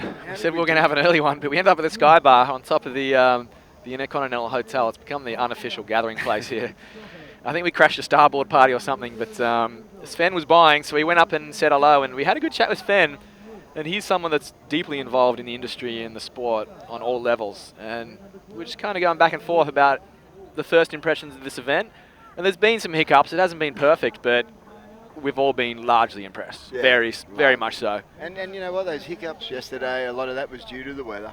And you can't control the weather, and safety has to be paramount, especially when you have so many different nations and different levels here, and you want everyone to participate. You want everyone to be part of this event. So I think they made the right call yesterday. We all agreed with that in the end of the day, and yeah, we had a delay, but in the end, if anyone that tuned in and watched the live broadcast yesterday, if you're half as impressed as I was, it was an amazing race on all levels. So we're all the whole setup here. And it was topped off by that ceremony late in the afternoon with the sun setting. And that was pretty epic. It was epic, and like I said earlier, you could really tell that the athletes, they were proud to stand tall with their flag flying in the wind, and here we go, Repechage number 1. All right, we're straight into it here. So look out for my pick in this one. It's going to be Christian Tauscher in the center of the screen, and it looks like he's not let us down yet. He's on the red Fanatic there. He's got the pick of it, but one of the boys, I'm going to try and pick who that is there. That can't be one of the Hong Kong boys, but we're going to try and ID him very quickly, but they're side by side right now. And Christian's got the best of it at the moment, but he's not going so straight. He's standing a little bit too far back on that board. He's got half a foot out at the front. We're going to try and pick up 49. We'll go through the earlier heat sheets, see who that was, but it's going to be tight all the way to the finish here. Who's your money on? They're coming right past us here. Christian's got it by about half a board length. Oh, he's had a little wobble. Come on, Christian, finish it. Oh, this is going to be tight. There he goes. So Christian Tauscher representing Austria, trying to sneak through, get a drink in the semi-finals with the big boys, and he's going to take it out. Oh, he's got it. He's going to take it. So Christian Tauscher from Austria is going to go through. Number 8, that's Christian Tauscher from Austria. I just want to give a shout out to who got runner-up there, number 49. Yeah, he had a blind. Yeah, just here. Let it blind to start. So that was Hao Tian from China, one of the local reps. China's already got 3 athletes, I believe, went straight through to the semis. They almost had a 4th there. Hao Tian, he pushed Christian all the way to the line there. I think Christian's a bit relieved. He's he had his work cut out to him at the 100-meter mark there, but he pulled away to win by about a board length. So Christian Tauscher from Austria provisionally is one of our 3, we can't say lucky losers, because he's now a lucky winner. He's a lucky winner. He's a lucky winner of the repechage, and he's back into the semis. But yeah, Hao Tian, that's him right there on that the red and white. That's like a 4.25 board. He got a really good start off the line. He hammered. He was actually in the lead for a bit, and then Christian was standing so far back. You see the nose is out. That Fanatic board would track itself with that nose, but he was letting the nose out, and he wasn't going straight enough. He's going to have to time stand 6 inches further forward in the semis. Adjust that, especially if there's a lot of water moving around him. Yeah, you see it's still there. It's well out of the water, but he had the power and the experience to overcome. He's just muscling. He's nervous there, but he got through. So Hao Tian, in the end, he was a ball length behind, but solid effort. Gets to represent his nation here in his home country. So we're going to get the official results through. So let's have a look here. We already know that provisionally and officially that Christian Tauscher took that one out, and that's really the only result that essentially matters, because everyone else, unfortunately, the crew are onto the timing here. Good stuff. Basically, everybody else is out. As you see down the bottom, 1 to the final, the rest out. They're all going to the Sky Bar for lunch. But Christian Tauscher lives to fight another race. And he's actually got to go and rest, because that next race is in about 30 minutes' time, the semi-final. So he's got to get the heart rate down. But let's have a look at the start list for the second repechage. So if you just tuned in, folks, this is day 2 of the ICF Worlds. Wherever you're watching from around the world, YouTube, Facebook, SUP Racer, Total SUP, Asia SUP Tour, Planet Canoe. I think there was about 7 or 8 Facebook pages relaying this, which is very cool. So you've got no excuses if you couldn't find the live stream. But this second repechage, have a look for number 82, Andre Petrak, my buddy from the Kromlovsky Canoe Marathon over there in a couple of hours south of Prague. He's one to watch in this, but Sebastian Brendel, I don't know who to pick here. My buddy from the Czech Republic or the 3-time gold medalist. I want to see both of them in the semis. I'm going to pick an outsider here from Korea. Heyo? Heyo. I'm going to give Heyo a little shout out here. Do you just want to say Heyo as he's... Heyo. It's Heyo. If he gets in the lead, you're going to hear it, ladies and gentlemen. And then our buddies from Morocco. I believe that's the flag of Morocco up there. Portugal, Ukraine, Chinese Taipei, and China represented. Okay, see Sebastian, he's over in lane. He's got some clear water around him. That's what he needs in this egg. Yeah, you were saying earlier he didn't get clean water before. It was a good pickup. If he does get clean water, he can potentially be a hell of a lot faster. You can see there's still a bit of wobble on the water. This wind is not directly behind him here. It's coming a little bit over their left shoulder, so when you're standing still, it is affecting their balance a little bit. Get that board speed up, they won't notice the wind, but just here and there trying to hold for the line here. Get a little bit of wobble. You can see Sebastian there in the third from the bottom of the screen. It's a big frame. Everybody They're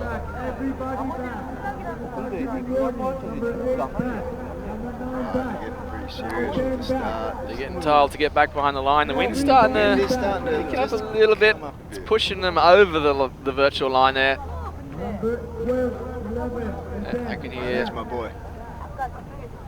You calling him? You calling Heyo? Oh, yeah. All right. Oh, I don't know who to pick. I'm going with Andre. I'd like to see Sebastian in there, but he's already won 3 Olympic gold medals. He's had his time in the spotlight. Honestly, Andre.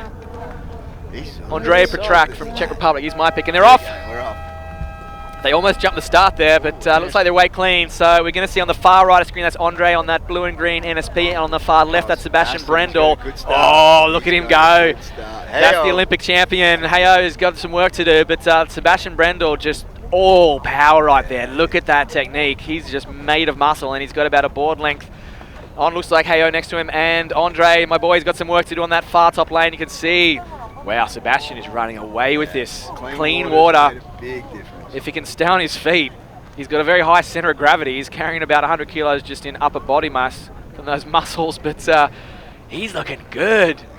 He's not really tired. Andre's about 2 board lengths behind. He's got a lot of work to do right now. Unlucky to be drawn against a 3-time Olympian in a heat where only one of you gets through. He's pushing towards the end here, Andre Repechage. It's going to be close to the finish. He's coming back at him. He's not going to get it. Sebastian Brendel goes through. Impressive. Andre Repechage is out. Time too. It was around 53 seconds. Wow. Yeah, what a difference a bit of clean water makes. I'm very curious to see the time there. Yeah, that was... oh, there he goes, down to one knee. He's more comfortable now. He heard us. Oh, so Sebastian Brendel, 3-time Olympic gold medalist, a national hero in Germany. I think 14 world titles. Heyo. Sorry, I think he got through in 3rd. So he's going to go the sky bar early. But Sebastian Brendel, wow, one of the biggest names in the world of canoe racing, is through to the semi-finals. And if he can get his own clean water, if he can get a faster start than he did in the heat, he's a chance for the final. Yeah, so the difference is there's a bit more space too here. In the heats, they're a little bit closer together. And you see, hey, he got off the line. There's a lot of power there, but look at he was next to Sebastian. Look at in. that. Wow. This boy probably weighs about 100 kilo and 0% body fat. The size of that arm. That's some serious time in the gym and on the water there from Sebastian Brendel. But he's like a big bloody teddy bear. He's the nicest bloke you've ever met. He's definitely pressure testing that carbon fibre. I hope he's got a reinforced paddle there. I think he's got an adjustable. No. That's he adjusted down to a drop knee. Yeah. That's an impressive athlete. Yeah, Sebastian Brendel. I'd like to see his time. I think it was close around that 53 seconds. So we'll get the times up as soon as we get them. But there's Lee Rong on this Kelly Marget's signature 2-piece Canoe board. Number 69 representing the host nation. Yeah, he wasn't even a contender in his heat. He missed his first couple of strokes, and something happened there. He's going to change his board. He's seen the light. We've actually got the results, I think, already through from that first rep. Sorry, the second repo. Let's have a look. So we got about a minute till the 3rd repo starts. We're going to take a quick look at the times. 54.6. It's pretty good. That was good. That was faster than Arvis's heat of death. Yeah, he's in the mix. So he's improved his time by 3 seconds just with that clean water. Yeah, if he does get a good start in the semis, he's a genuine chance to scrape into the final, and probably not really in medal contention unless he gets a really flying start, but not far off the pace. It's just going to be, like we said, it's going to be a little different when there's a bit more speed around him. That water's going to be moving. He's not going to get much clean water in the final if he makes it through, or the semi, for that matter. He's going to have a really quick start. I think the semi-final's nearly going to be harder than the finals, just purely because everyone wants to. All right, here's our boy Tommy Boudet Jr., yesterday's Masters gold medalist. Can he back it up and scrape through into the Open men's my boy at the bottom semi-final? There. Come on, Lee. I saw this kid race. Xiao Rong Li. Rong, we call him. Or Lee. I love it. You ask one of the local boys what their name is. They give you about 6 different names, and there's just call me Lee. Take your pick. But Steve Bretto. I think my pick is Steve Bretto, number 101 from Germany. I reckon he's going to match Sebastian and get Germany another spot in the semi-finals. Then they'd end up with, I think, 4 competitors. Martin Teichmann, your boy, scraped through. Ollie Schwartz got through for Germany. And Sebastian Brendel is also through. And now Steve Bretto is on the left of screen there. He's on the Fanatic. Bit of water. I think a boat's come through in the far distance, and there's some little wash coming through from further afield here. We're in a very protected, controlled environment, but at the back part of this course, there's an open ocean, so as you can see there, yeah.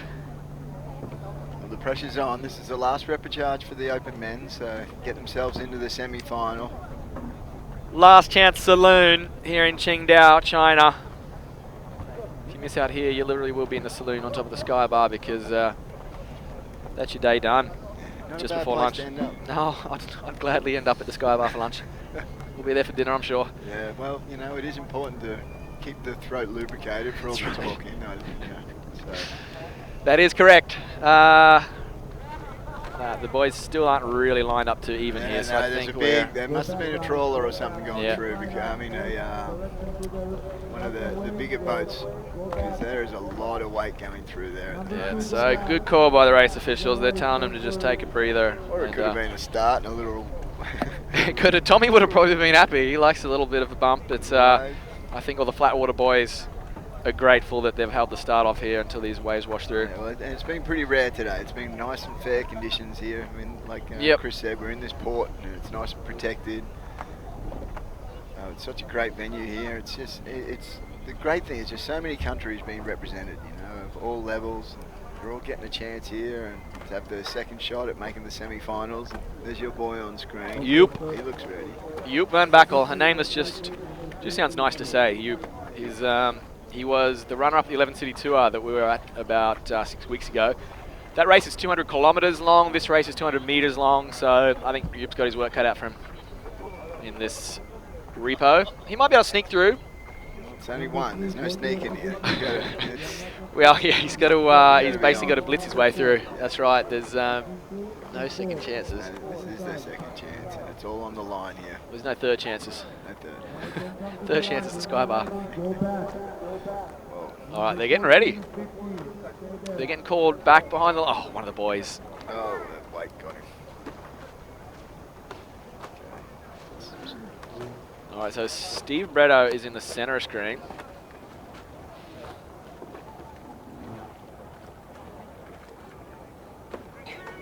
Number 14, 15 back.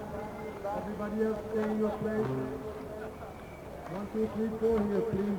Get in your lane. Number 5. Go inside the lane over there a little bit. Everybody stand up, please. Alrighty, we're just going to hold here for a few more seconds, but that's Steve Bretto on screen, number 101 from Germany. They're moving up to the virtual start line here. It's a virtual start line. I would love to see those drop gates, but we're not actually at the Olympic Canoe Kayak venue. Oh, there's one of the boys almost jumped the gun there, but they clean away, and it's going to be Yup and Steve Bretto, the two fanatics in the center screen, and Tommy Boudet on that SIC for Team Canoe on the left. Got Lee Rong on the far right of screen, got a bit of work to do, but right now it's Tommy from Canada. It's Steve Bretto right there on the screen from Germany, and looks like Yup from the Netherlands.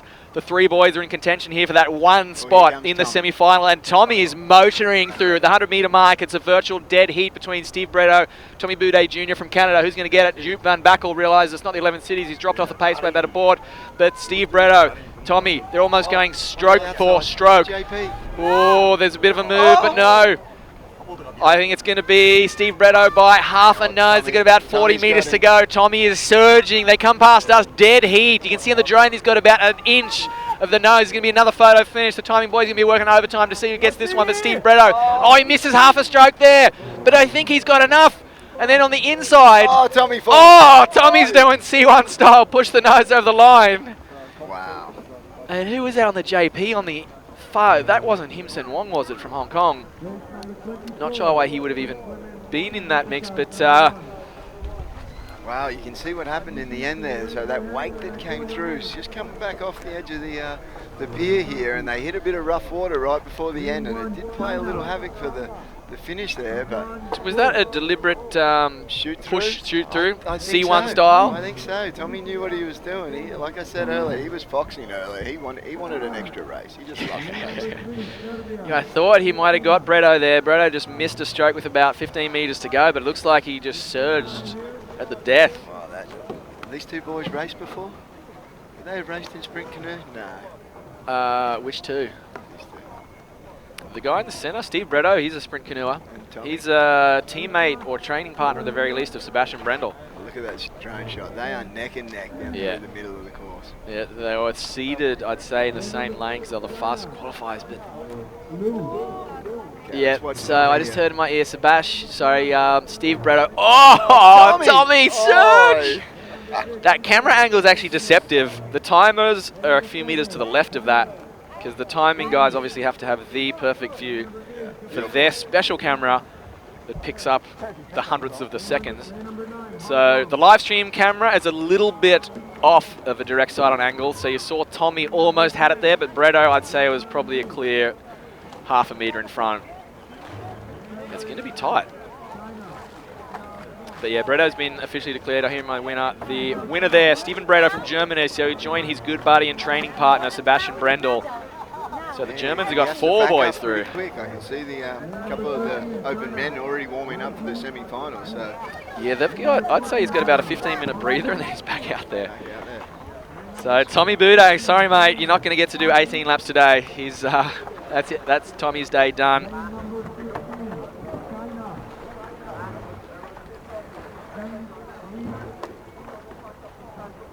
Although actually, correct myself. The Masters men have a straight-up final later this afternoon. Tommy's still racing later. I don't think anyone's done as many kilometres this weekend as Tommy Boudet Jr. So the women just gathering for their repechage. Top 3 of this heat are going to go through to the final. Yep, semi-final. We'll get a start list for the women's repechage in a moment probably, but we're going to have not as cutthroat, 1 straight-up women's repechage, and the top 3 will go through. So in this one, you're going to have to look for Rika Okuwaki. I can see her already getting ready in the center screen. Rika was one of our picks, and that heat of death, she was the unlucky 7th place finisher there. Yeah, that was a stacked team. That was the heat of death. But Rika's going to back it up. I'd say she'll be pretty hard to stop getting one of the top 3 spots.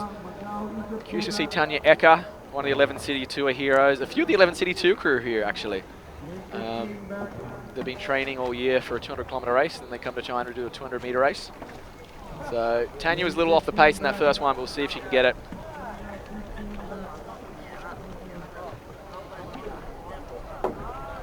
We're going to put the start list for this women's straight-up single repo on the screen. There's Rika and Tanya on the screen there. Yeah, they're going to be 2 to watch. Please stop, we're not starting yet. I don't have a confirmation from the finish line. Alright, so they're still at least a minute away from the start. I'm hearing another. Everybody go back 5 boats in the front.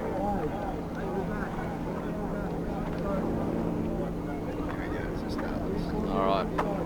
So China stacking the field here in the repo. We've got about 8 athletes. Rika Abraham representing Team Australia. Pretty sure she was originally from Bulgaria, moved to Australia, and now flies the green and gold. Let's see who else. Okay, who else is in there? Okay, we got Egypt, Germany, Greece, Hong Kong, Israel, Japan, Macau, Serbia. But have a look at Rika Okuwaki from Japan. She's our pick. And then Tanya Ecker, and I'd say Stephanie Lisbon was the other fastest loser from the heat. So we're gonna have a look at the results from that final repo in the men's, where it was a photo finish. Tommy trying to kick his nose over the line there, and yeah, you can see it was a clear gap when they hit the timing chip. It was 0.4 of a second, pretty tight there. Clear gap. And that was Himson Wong on the JP out of Hong Kong. I thought he got top 6 in the heats, but he must have been bumped down. So Brian, the crew watching there in Hong Kong, unfortunately Himson's out of the sprints, but they've still got Alan to cheer on. But yeah, the German boys have gotten the best of it. Germany and Austria. Christian Tauscher, Sebastian Brendel, and Steve Bretto got the lucky winner spots in the repo. They'll be in the semi-final in about 20-30 minutes time. I can see just in front of us, Jackson Maynard and Trevor Tunnington starting to warm up for the semi-final. So the semis can't be too far away because the boys are already starting to warm up for the first semi. But the women are out there now. Yeah,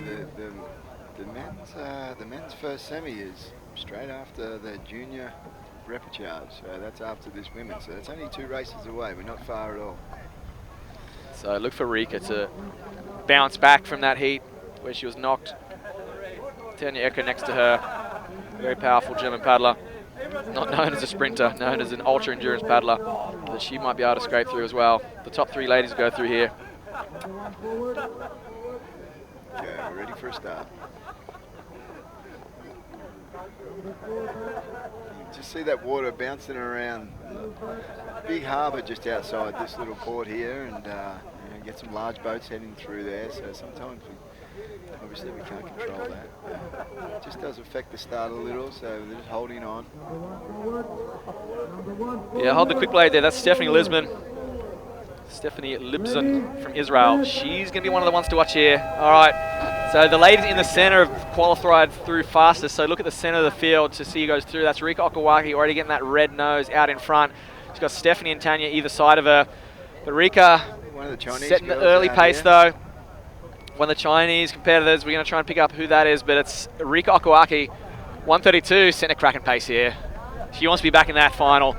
So the top three here will go straight into the final of the women coming up later this afternoon. So a lot on the line right here, and you can see Stephanie and Tanya starting to get dropped. Looks like one of the Chinese girls is coming up in second. But Rika, man, she's a good paddler. Look at that. Taking 3 through, remember, so... They got 3 to go through. Here for 3rd and 4th. So it's Rika Okawaki's definitely got the best of her right now. Looks like she could almost start taking the foot off the pedal, but I don't think she's brave enough to look around and see where the other women are. But she's clearly out in front. She's got about 2 board lengths over Stephanie. And one of the Chinese competitors next to her in the lane. So that's your top 3. Stephanie Libson from Israel's got the a bit of a fight to qualify here, though. Rika will take it. So our friend from Zimami Island in Japan, Rika Okawaki, gets it.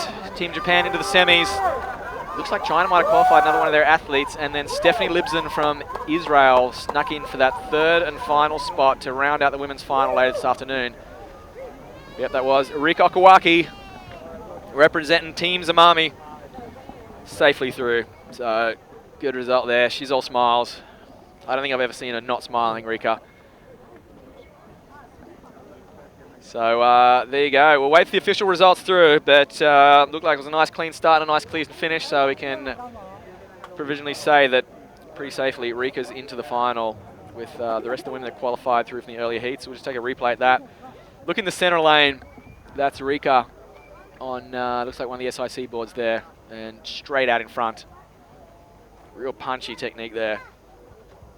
She was moving. She was one of the stories yesterday in the long distance race. She almost, at one stage, on the final lap, she was sitting virtual bronze, but just didn't have enough gas in the tank, and the other women gapped her towards the end in the final K. But Rika, the top talent, she's really only seriously been racing a couple of years. She's been paddling for 5 or 6 years, but mostly just training the junior crew over there in Zimami, and then they encouraged her to keep racing herself, or start racing herself, and she just surprised herself and started winning races. And now she's probably the top talent in the women's field in Japan. Yeah, she's definitely up there. Her and Yuka, the 2 smiling assassins. Oh, sorry, yeah, I forgot Yuka. Yuka not here this week, but the smiling assassin. That'd actually be a good battle in the sprints. Be a good battle. And the other top woman in Japan, Takai Yokoyama, the long-time #1. She's now in the Masters division. She took out the gold for Japan yesterday. One of 3 bloody gold medals Japan got yesterday. They cleaned up. And looking to get a few more today, I'd say. So it looks like we got a little gap in proceedings here. I can't see the junior repechage on the line now. All right, we got the official results from that one. We'll see who qualified through. Let's have a look. Yesterday's silver medalist just on the camera there. Bruno. Okay, so it was Weilin Mo. Okay, so the 10th place finisher, Weilin Mo from yesterday's distance race, has backed it up in the sprints. She'll be in the final alongside Rika Okawaki and Stephanie Libson, and the 12 earlier qualifiers, or 16 early qualifiers from the women's heats. So it'll be Rika, Weilin, Mo, Stephanie Libson. That was right the first time. 12 women qualified earlier, so it'll be a 15-woman final coming up at about 2:30 this afternoon. Oh, it's starting to, the sun's coming out here. The sun's coming out. It's starting to get hot. It's starting to get warm, so, you know, it's been cool this morning. It can be one of those days where you forget a little bit to rehydrate. So the athletes, they got to, it's a long 3 days of racing here. I'm putting sunscreen on. You're I'm wearing socks and flip-flops. Look like a German tourist. And now I got to put some sunscreen on because the sun is starting to blaze. Hey, at 7 a.m. this morning, it was 7 degrees here, so... So they're calling the start list for the junior men, but I got a funny feeling we're skipping straight through to the men's semis. Yeah, I think they're... I don't think we're running the junior men's repos. Because I see the elite boys are definitely on the start line. Can we skip through and do the start list for the first men's open semi-final? I think there's been a slight change in proceedings here, but I definitely see the open men semi-final number 1. Yeah, maybe. Yeah, we're going straight to the semi-final. The men. Liran. Some of those boys on the inflatables in the races earlier packed up the inflatables for the day. But we're skipping straight through, so there's not going to be a junior men's repo. We're going straight through to the men's semi-final. And this, ladies and gentlemen, will be the final 2 races this morning here. And then we'll take a break for about an hour and a half, and we'll resume the live stream later this afternoon. We'll give you all those times before we go off air. But this is the final 2 races you're going to watch this morning. We can see some speed on the water in front of us already. These are going to be tight. These are going to be 2 intense races. Not a lot of backup time from the Repechage, though. You can see right there on the screen, there's Connor Baxter, the fastest heat time for the morning. Trevor Tunnington, he was the 2nd or 3rd fastest time for the day so far. So yeah, there's going to be a hot heat already.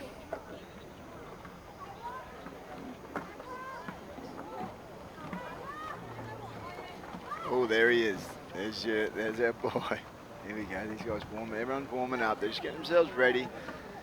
There's that moment like we were talking about before, where you have to stay nice and relaxed.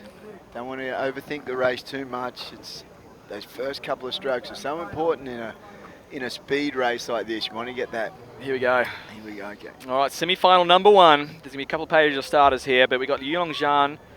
He was one to watch, but that's Wu Yinglin, Alan from Hong Kong. He's definitely one to watch. Bruno backing up his silver medal. Liran. Claudio, one of the fastest times, probably the 2nd fastest time this morning. Kenny Kaneko. Arvis Ilians from Latvia. And Connor Baxter, the fastest time. Wow. So this is stacked. The 2 fastest heats from this morning have ended up in the semi. So we've got Connor Baxter, Claudio Nika. But look for Alexei Sedenko as well. Arvis Ilians, man, this is... Yeah. Okay, let's see how Arvis... This will be interesting. We saw how many strokes Connor took for his heat this morning compared to Arvis. So it was nearly twice as many for Connor. So this is going to be very interesting how it all plays out here.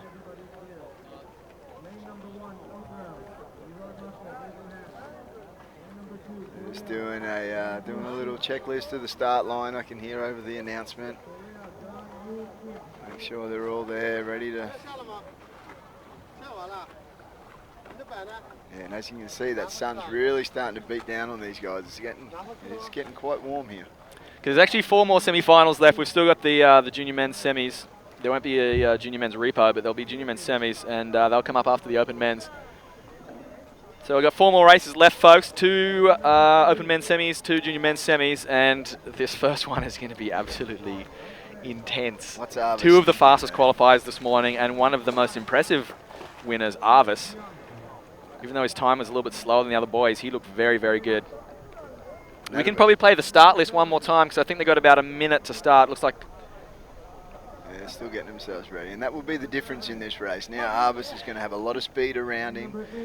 Yeah, is he going to adjust his cadence? Is he going to adjust how he approaches the race? This will be interesting. Claudia there on screen. So we're going to try and have another look at the start list. So if you're tuning in from home, who to cheer on? Who's your pick for this one? I reckon I'm going with... It's going to be... Connor's going to want to take this. So it's going to be a good battle here between... Claudio, Arvis, Connor, even Alexei from Ukraine was a dark horse. Alan from Hong Kong, Wu Yinglin, 1-1-2 there. Whew. Kenny could get in the mix. Bruno's out there. Man, this is going to be tight. And Andre, I didn't even know. Andre Krater from Russia. Oh my God, this is going to be intense. Like I said, sometimes the semi-final is it is more intense than the final. And the top 6 go through. It's going to be a 12-man final, so the top 6 from each of these semis go through. There's no more repos. It's either a stack 6. You go through the final, or you go up to the sky bar. But there's going to be some very fast paddlers kind of turning around outside there, the top 6. Just taking them back behind the line. So there's Arvis on the right of screen. That was Connor next to him. Maybe that's Wu Yinglin, Alan from Hong Kong, 1-1-2. So this is kind of impossible to predict. I think Connor just looked most comfortable this morning. But all these boys, all the dark horses. See Trevor in the background getting ready for his second semi-final. Still smiling. Okay, they've just had a little delay there. They've all left off the line, so could be waiting for one of the boys from the Repechage, possibly. Yeah, it was only about 10 minutes ago. Yeah, they've had to get Give them a breather. So they might not have got the memo that they were back out there that fast. We'll see. Maybe run through the start list one more time while we wait.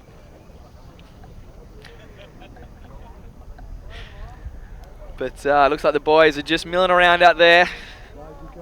What are they feeling right now? I think most of these guys, you can see, they're getting focused. It's hard because they've already come to the line once, so you know they've built themselves up. They're ready for this, but there's a lot of experience out there. So most of these guys, most of the top contenders, they're going to be pretty relaxed, I think. You know, look at Arvis, he's just takes this in his stride. The guys that they're going to be fighting for that 6th place, there's probably a lot of nervous energy, for sure. They know they need to be right on here. They know every stroke's going to count. They know they want clean water. They get that first 2, 3, 5 strokes of get the board speed practicing up. The Katarina Stenta cadence there. Yeah. Take 10 strokes before you've gone over the start line. That was impressive. I've never seen anyone take that many strokes in such a short space of time. The drone. There's Nikos from Greece getting ready for his semi coming up in a minute, but the boys just in front there. Okay, so we're not sure what the hold-up is, whether one of the boys from the repo are out there. The water looks clean. I don't think they're waiting for any conditions. The timing boys are in position. We're in position. The sun's in position. The sun is beaming down here. Right on us. It's a beautiful day in Qingdao. Should we explain to the people listening where we're sitting? We're sitting right on the water's edge here. On the other side, the boys are racing pretty close to the harbour wall opposite us. So we're probably about 60 or 70 metres away from the finish line. Almost sight onto the finish. We've got a pretty good view of the final 50 or 60 metres here. But it's basically a front row seat. I'm enjoying this. We've also got a giant TV monitor in front of us so we can see what you're seeing. So we don't get too excited and just call what we're looking at. I've got a tendency of doing that. Me too. But as you can see on screen, the lighthouse down in the background, that lighthouse was almost blown over yesterday in the wind. It was bloody howling. It's much calmer today. The wind's down to about 10 knots instead of 45 that it was yesterday. Well, they predicted it at 20, and I'm going to say it never got to 20, and I mean down to 20. It was. What's the opposite of a gust? When there's a lull in the wind, it was 20. Yeah, it's the opposite to a gust. That's a technical term. It was strong yesterday and cold. It made for an exciting race. It really made, you know. It was victory at sea, and it made them fight for it. It made us fight for the commentary because we were rugged up here on the edge, on the water's edge. Yeah. But no, that was an exciting day, and I know that we got a lot of comments last night from people that have been watching late at night, early in the morning, around the world, and I think people really appreciated the effort the ICF boys have gone to put on a show, because I was in my element. Just being able to pull up that GPS data and say, all right, how many meters down to the centimetre is Boothie's pack ahead of Kenny and the boy. It was amazing. Yeah, so, the technology and the graphics having on the screen, really made for an extra good show yesterday. On screen now, Trevor Tunnington and Nikos from Greece just having a chat. Just see that wind gust up in the flags a little, so still is a little bit of wind here today, but Trevor Tunnington just excited to be out there. He didn't think he would be. I think last night the entire Starboard crew got pretty inspired by Sven's performance, and said, "All right, if the team boss can go and win a medal, we've got to all got to get out there and have a shot." So, and Trevor's a genuine chance at a medal. Although the last time he trained for this race was probably about 18 months ago, he's still got a chance. So these boys are going to be very nervous, especially the ones that know that they're going to be fighting for their life to scrape through. They're going to be extra nervous. Yeah. The longer you stay on that start line, the more you're going to overanalyze things. What do you think? There's another chance for them to test themselves here. They can't head off, take the pedal off at any time here, because it is 6 through and this is to the final. So there's going to be a lot of speed on this heat, I'm going to say. Yeah, that's kind of just asking the question. Let's just do this race. Yeah, ready, Connor's ready. So Arvis, he hasn't looked Alan from Hong Kong, next to Arvis Ilians from Latvia. He had the most colourful team jersey. We thought he'd rocked up in an Hawaiian shirt. It's actually the Latvian team jersey. It looks pretty awesome.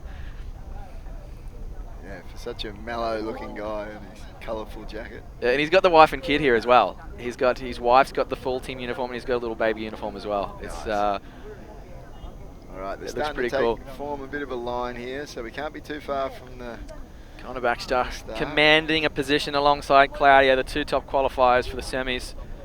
Interesting, we were talking about earlier, basically the top qualifiers end up next to each other, which can be good and bad, because you've got less chance of really getting clean water, but also more chance of getting a ride if you need it. Yeah, well, and you're close to the speed, you know. You don't want to be seeing something out of the corner of your eye right out on a wide lane. It's nice to know where the speed is around you, so you're not getting too distracted. Here we go, we're close to a start here. Arvis ready to take that first powerful stroke. He's only going to take about 3 strokes the whole race, that boy. His first one's going to be a big one. He needs some clean water because he's got to his right, Claudio and Connor. They were the heat winners that qualified through. Boys, got to be careful not to creep over the virtual start line here. Ready. Oh, A couple of little jump there. all right. Yeah, I not sure exactly who that was, but it was one of the boys towards the centre. Took about 3 strokes before the horn went.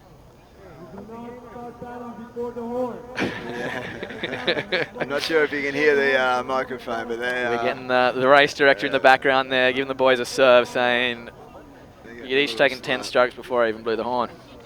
Now, I'll tell you, one of the rules we use in surf lifesaving in Australia, which I think is an awesome rule.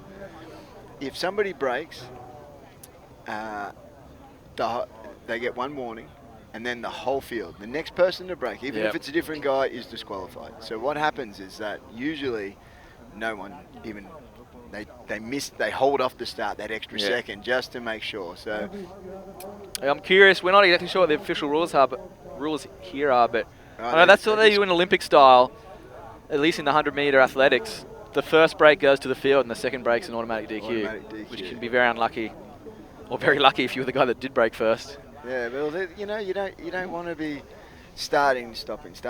You want this to flow, and you want these guys in and racing. So you've got to put it on them. You know, make it that cutthroat. You break, you're out, and then you'll see. That would. This is probably the only way that Connor Baxter is going to get knocked out, is if he breaks the start here, because he looked fast this morning. He did look fast. He hasn't had his best results this year, but he's pretty keen to take a gold medal home. Getting on the line again. To Connor. Hard to stop the board though without changing its angle, so a bit of wind behind him. Oh, he's going again. Wow. All right. They're giving that as a clean start, so the boys are absolutely charging off. And as we said, this is such a stacked semi-final. There's Arvis. Look at the power. Look at the Connor Baxter, Arvis Ilian side by side. They got it.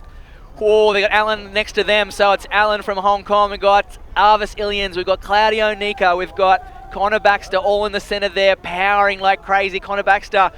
But right now, who's going to take it? It looks like Blackie might be out there as well. We're going to see.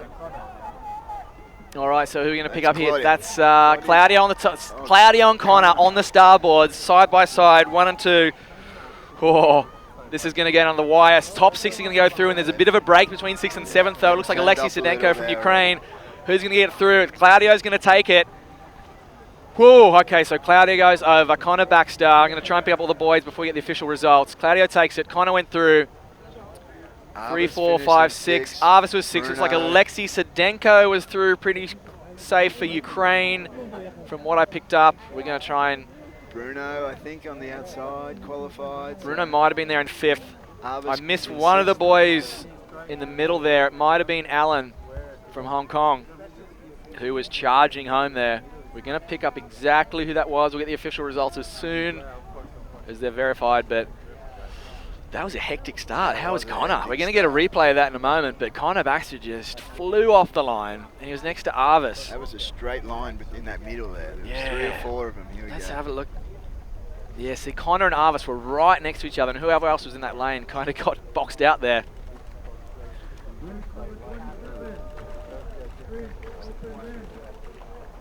I'm trying to see that from the front arm if that was Alan from Hong Kong. He's changed boards if he has, but Connor on the right on the starboard, Claudio in the center there, and all the way out to the right, it's going to be, I think that was Bruno. I was calling Alexei Sedenko from Ukraine, but we'll see where he finished up. It might have been Bruno that snuck through there. So those top, yeah, it was Alexei. Unlucky. So Alexei from Ukraine has gone through in 7th by the looks of it. Oh, that was Andre. That was Andre. He's changed boards. He snuck through on the Fanatic there. Sneak. He was powering. Wow. He is a contender. Jeez. He pushed those boys, the starboard boys, all the way to the line. You can see Connor's puffing there. That was a solid race. Let's get the results up as soon as we can and make some sense of that heat, because Andre had snuck onto another board and threw us off there, but he was almost. He almost won that semi. Yeah, he was right next to Claudio and Connor the whole way. So Connor back to Claudio, Nika, Andre Cradle, the top 3 guys there. That was pretty bloody impressive. We'll try and get the results up before we start the second. We might just get the start list of this second men's. And that was 4-way across, so you think there's going to be the 6 go through. There's nearly 4 of them in one straight line. You add another 3 or 4 from this heat. What's the final going to look like? That's going to be just 60 seconds of chaos. Yeah, Connor Baxter just doing a little warm down there. The wind's actually starting to pick up into a bit of a breeze. There's going to be a bit of a tailwind for the final. It's going to be a marginal downwinder. Just doing the checklist out on the water there. You can see Ty Judson. All right, we're going to get, I think we got the results through. So we're going to see who qualified. So top 6. Let's see. Wow, 50 seconds flat. 50 wow. seconds dead flat. Wow. That is fast. Hold that first page there. We're going to hold this. Claudio Nika, Andre Crader, Connor Baxter, Evgeny. It was Evgeny for Russia. So Russia's got 2 through. Bruno snuck through. Arvis just snuck through. And Alexei Sedenko, my boy from Ukraine. He just missed out. But Liran also. But look at that. 50 seconds flat from Claudio Nika. That's pretty impressive. You know what? I'm gonna say they turned off 20 meters from the finish line. They could easily do a 48 here, I reckon. I think we're going to be in the final. They're going to be Wu Ying Lin, Alan from Hong Kong, Brian's choice. He had I don't know what happened there. He might have been the guy that got boxed out by Connor and Kenny took himself out of the semi-final. I hope that wasn't for any, Alan, one of our dark horse picks for the medals, didn't even get through the semi there. Nor did Alexei, my boy from Ukraine. That was fast. You look who beat him. That was a solid 6 in front there. Oh, yeah. Arvis got off the line. His cadence was up and he looked amazing. But I think Arvis is a 100-meter sprinter. Yeah. He's getting caught in the second. He's getting caught in the back half. There we go. But this one is just as stacked. Jackson Maynard, Ty Judson, Arthur Santa Cruz. I mean, all these boys have qualified in fast times. Li Jiang and Yan Chen, I think they were both 3rd in their respective heats. Jonas Martin, Ole, and I believe, looking for where Sebastian is, that snuck through in the repos. Oh, yeah. But on the second page there, the Italian Mafia, Leo, Martino, and Paolo are all contenders for a top 6 spot, as is Trevor Tunnington. Martin Kova was runner-up in his heat. He's the Marathon Canoe champion. Cool. We're not even going to bother trying to predict this. But I'm very curious where Sebastian Brendel is. Yeah. I actually didn't see him paddle out. I wonder if he got the memo that the semis were up about 10 minutes after his repo, but that's interesting.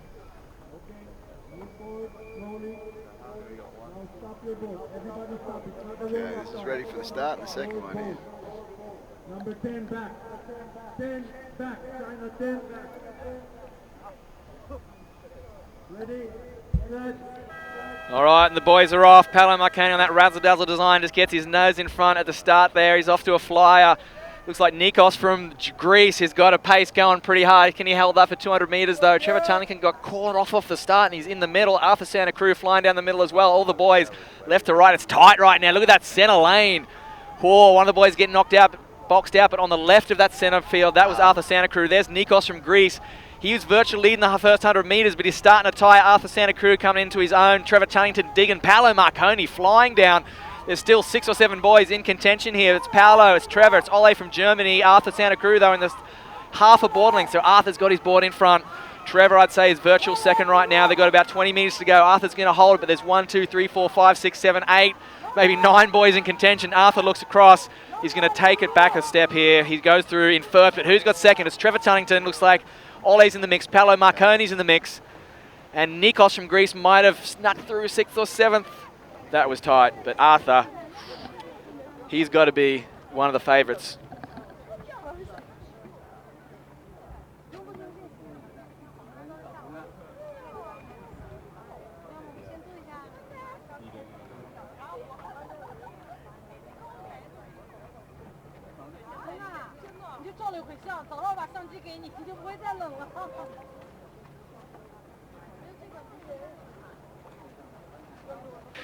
Alrighty, so we're just waiting for the official results of that one, trying to figure out what happened there. That was intense. You reckon they beat? I think they held off at the end there. Claudio got a 50-second flat. I don't think Arthur didn't have the best start, but geez. He actually did not have a good start. He powered. Same in his heat too, but once he gets that board going, well, it takes off. He's not going to be able to afford to do that in the final, though. You can't miss the start. Yeah, no, I'm not going to say he misses it. I just think he builds, and once he builds, he gets his speed, then he holds, and he comes through that pack. And did you see Jacko Maynard and Ty Judson, the Aussie boys? Yeah, they were sitting in about 8th or 9th. Wow. They got caught off out wide. Here we go for a. See, he just builds through his stroke there, Arthur. You can see the cadence next to him. Yeah. And he had. Is that Blackie next to him? I think it is. That's who we were trying to call there. That's Blackie Chen from China. And Nikos was impressive. In the first 50 metres, he was in the lead, but I don't think he's got the legs to go all the way. He was tiring in the last 100. Look at Blackie. Wow, he surges here right at the end, so he would have been second. Trevor would have been third. We're going to try and Paolo, I'd say, was fourth. Ollie Schwartz, I think, snuck through there at the right of screen for the final qualifying spot. But yeah, Arthur. It'd be interesting to see his time here. Look at the start. Oh, no, we're going to miss the start. That's all right. Wow. Interesting. I'm looking forward to seeing these results. I don't think they beat the 52nd time of Claudio because Arthur just kind of cruised over the line there at the finish. But if he did, then it's real scary. Danny Ching's record is in danger if he beat 50 with that performance. Was impressive there. He got the R&D really. Paolo did look good. But Blackie, he's the dark horse here. Blackie Chen from China. Very interesting. Wow. If China could pick up a medal in the open men's, that would be a hell of a big story. Oh, that would be. They're still considered one of the minnows. Despite the wealth of athletes they've got over here, they're still finding their feet, so to speak, in the SUP world. So we got the semi-final of the junior men. Is that what we got here? I believe the next two are going to be the junior men's Ryan semis. and Jack on the line here together, so they're going to meet in the semi-finals. This will give us a little preview of how the final is going to look. We might get those results up in a minute, and that'll be interesting to see the top 6 of that last semi-final of the open men's. But yeah, that was tight. So Connor Baxter looking good, Claudio Nika looking good, Andre Crater looking good, Blackie Chen looking good, and Arthur Santa Cruz, probably the 5 standouts there. The rest of the boys kind of scraping through in the top 6. Can you imagine this final? There's going to be a line of 5 or 6 across the water. I mean, it's going to come down to, they're going to push each other to some fast times, I think. It's going to be a really, real special race to watch. Those boys just get themselves warmed up out the back. Wait on those results. It was tight. It's tight. I think the boys over, and I can see the boys in the timing tent. There's about 10 of them congregated over there looking at that photo finish. Yeah, that was the photo finish for the minor places because it was pretty clear. Arthur was aboard third. He had his rectangle out in front. His Gustav Rattoni's special design. It's funny, you know, like the Starboards, the NSPs, the Synovas, a lot of these brands, they do a lot of prototyping, a lot of R&D testing. I'm curious to know how many prototype designs that board's gone through. It looks like such a simple design.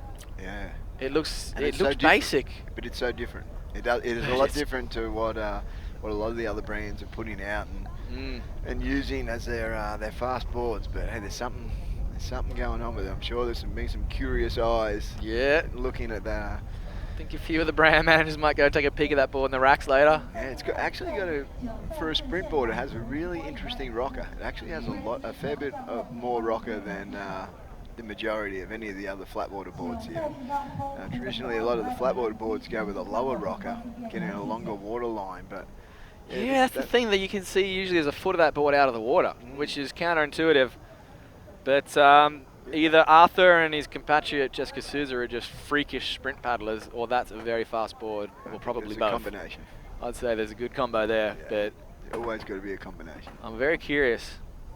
Very curious if any of the other brands try and mimic that shape, the rectangle.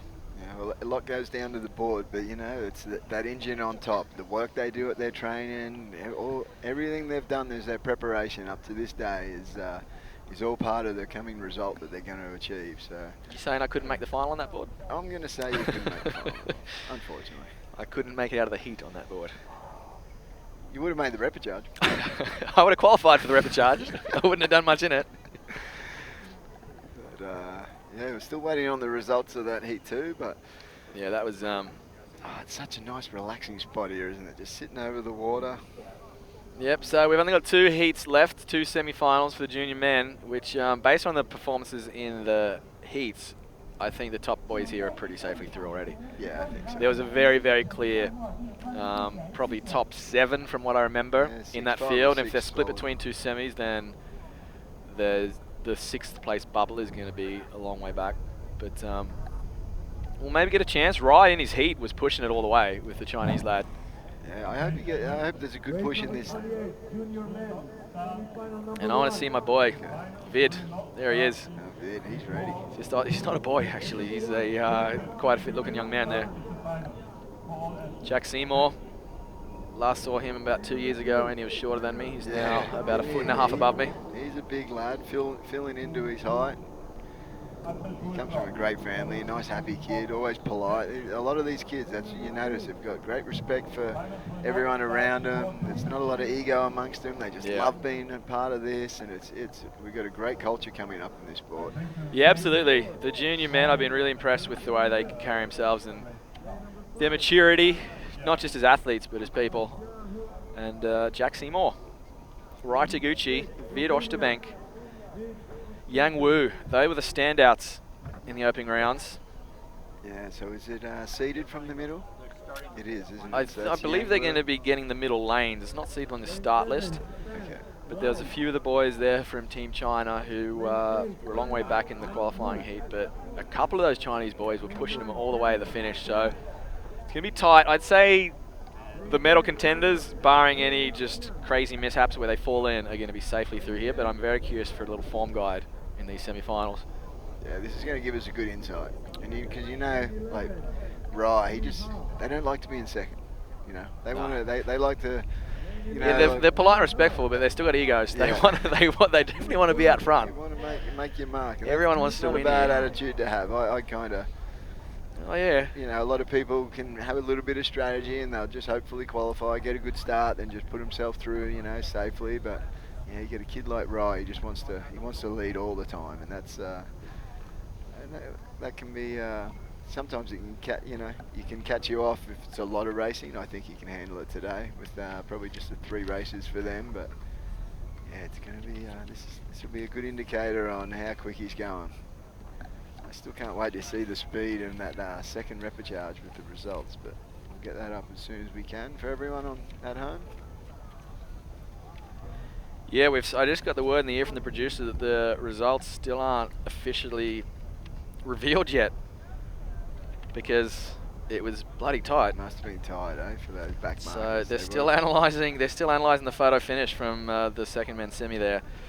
We were watching the front guys, weren't we? So we kind of missed what happened in that 4th, 5th, and 6th. Push to the line, and yeah, every spot counts. You know, they're taking the top 6 through to the final. So let's see Jackson Maynard just warming down out there. He just didn't get the start he wanted. Come home strong. Hopefully his race is tomorrow, surely. Yeah, and hopefully Hopefully he's one of those 6 that actually push through to the finish line. But yeah, tomorrow is going to be definitely going to be one of the more favoured events. All right, we got the results, it sounds like. So we're going to get the second men's semi-final up on the screen. Who scraped through? In 52 seconds, they took their foot off. Wow, there you go. So Ole Schwartz from Germany got through. Nikos, who led early, didn't have enough in the tank. Martin, the canoe champ, didn't have either. But Arthur, Leo, Trev, Paolo Li Zhang. So China's in the final. Ole Schwartz. It's our boy Blackie. I thought he was a little closer than that at the finish, but oh, Leo. Okay, he was there as well. Ty Judson, Jackson Maynard back there in 11th and 12th. Not really. And that's still, so 12th place is only 6 seconds off the pace there. Yeah, not really. It was tight. True sprinters, but hey, they were in the mix. All right, so hopefully before we go off air in about 15 minutes time, we'll give you the start times of the finals this afternoon, but also hopefully we'll be able to get a start list for the men because that is absolutely stacked. Okay. Just getting these guys lined up here. See Rye, he looks nice and relaxed. Let's see what time he comes over it. Oh, and that's the Chinese boy there next to him. What's his name? He's a solid. He had a. That was Young Wu. He was the game face. That's Yang game face Wu. Not that boy there. Not that one. He's just taking a breather over the side. But Yang Wu's lining up next to Rye. Oh, and they're off. Like a jump start. All right. It's a little hard for him here with the. So here, a bit of a form guy, judging by the numbers. It's going to be a procession to get into the final. But we're going to see who's going to send a little bit of a psychological message here. And it's Ryan Wang and Jack. Looks like he's powering down there as well. Wow. So this is going to be, this is interesting. Looks like only 5 boys have actually opted to start the semi here. Yeah. So they're all safely through to the final. But a good little hit out, just see what they've all got. Rye. Jack coming home strong here. So Rye in the centre there. Rye's got it. Wang Yu from China, Mr. Game Face. He's there in second. Jack Seymour, actually, no, Jack's pushed up into equal second. Rye pushing. They actually don't need to push it all to get through here, but they really just want to send a message. Make the other boys nervous for the final. So Rye Taguchi, like he did in the heat, he's going to take out this first semi-final. Jack Seymour from Canada is going to get second. Vid Oosterbank's going to cross with Wang Yu. In about virtual third there, but they're all safely through. So a few of those high nil inflatable boys opted not to compete in the semi-final. So procession in the end. He never looks like he's puffing or tired. He's happy. He's just happy on the water anytime. I think that's, that's just natural waterman. I guess his parents probably can never get him off the water. He just looks like he's so comfortable out there and loves it. And that's a good thing, There's my boy Vid.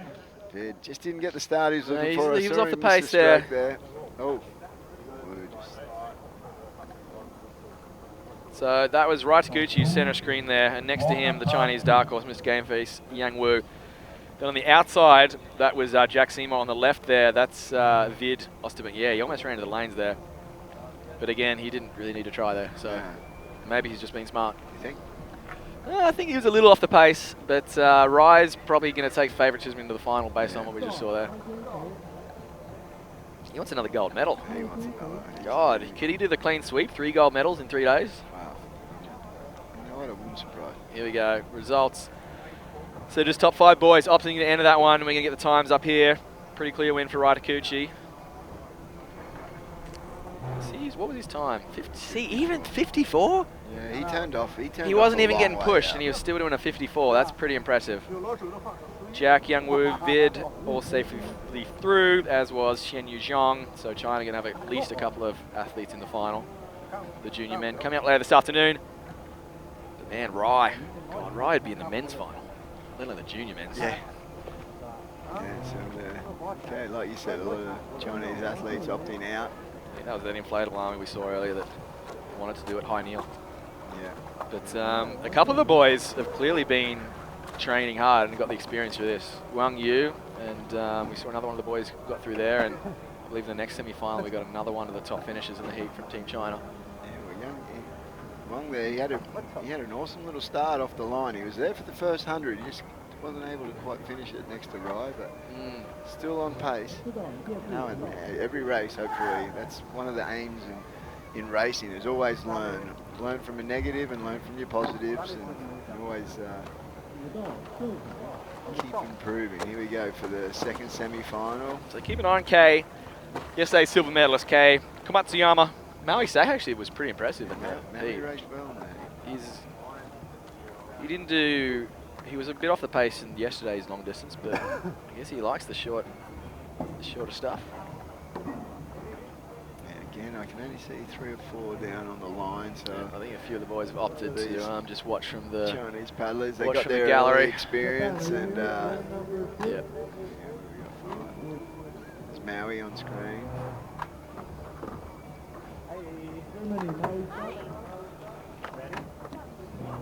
Alrighty, folks, this is gonna be the last race of the morning. We're gonna go take a break, Good lunch.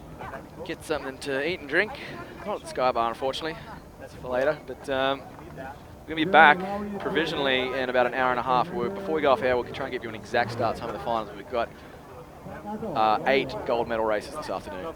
And aren't they going Open men and women, junior men and women, 40 plus men and women, 50 plus men and women. And that's got the open races. There's junior men's. I can't wait. Can we skip lunch? Can we just get straight to the finals? It's going to be exciting. It really will. There's going to be some intense racing. So We haven't even seen the junior women race yet. no, they're going straight through to the final, as are the Masters. That's going to be a competitive race too.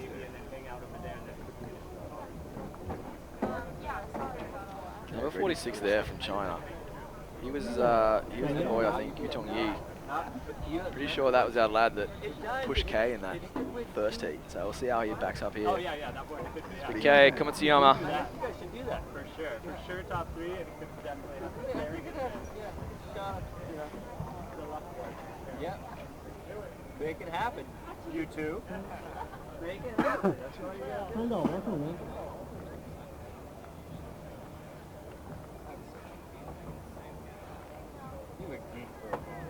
Guys, go back. We don't start. Go back. 往后退一点。往后退。 Alrighty. Just throwing my graphics crew under the bus again there. We're gonna get a modified schedule up for you, but I just got the word we're gonna be back on air 10 minutes before they start the finals, and the first final is scheduled for 2:15 local time. So if you've been following the SUP Racer international start times, wherever you're watching around the world, folks, we're running 15 minutes behind schedule for the finals, but it's been to be 2:15 local time here in China. With the junior women's final, then the Masters finals, the 4 Masters finals, then the junior men's finals, the open women's finals, and the headline event this afternoon at about 3:30 local time is going to be the open men, which is just going to be record-breaking from what we've seen. We've still got one more race here, the junior men's second semi-final. I can say that all these boys are already qualified safely through, because only 5 of them opted to take their spot, unless one of them does a false start. I'd be starting 6 meters behind the start line here. Wait, boys. You're all through. This is basically a training run for these boys, so long as they don't do anything silly, like false start. I hope they have a push. I want to see Kay's time here and just see how they handle. Yeah, these boys have they got some spirit. They didn't get the memo that they didn't need to push so hard in that first semi. Rye was going all the way to the line, 54 seconds. They want to start before this next boat wake that I saw in the background.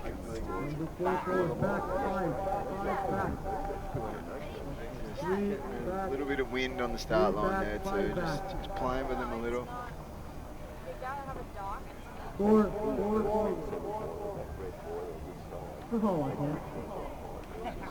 Alright, so we're about to start the second semi here. Official confirmation, 2:15 local time. Set your watches for the gold medal events. So, There we go. Alright, we're off. Let's see what they got here. Look at Kay start. Wow, Chinese boys just rocketing. Here we go. Maori didn't get the best start on the top there. Again, doesn't really need to push it, but geez.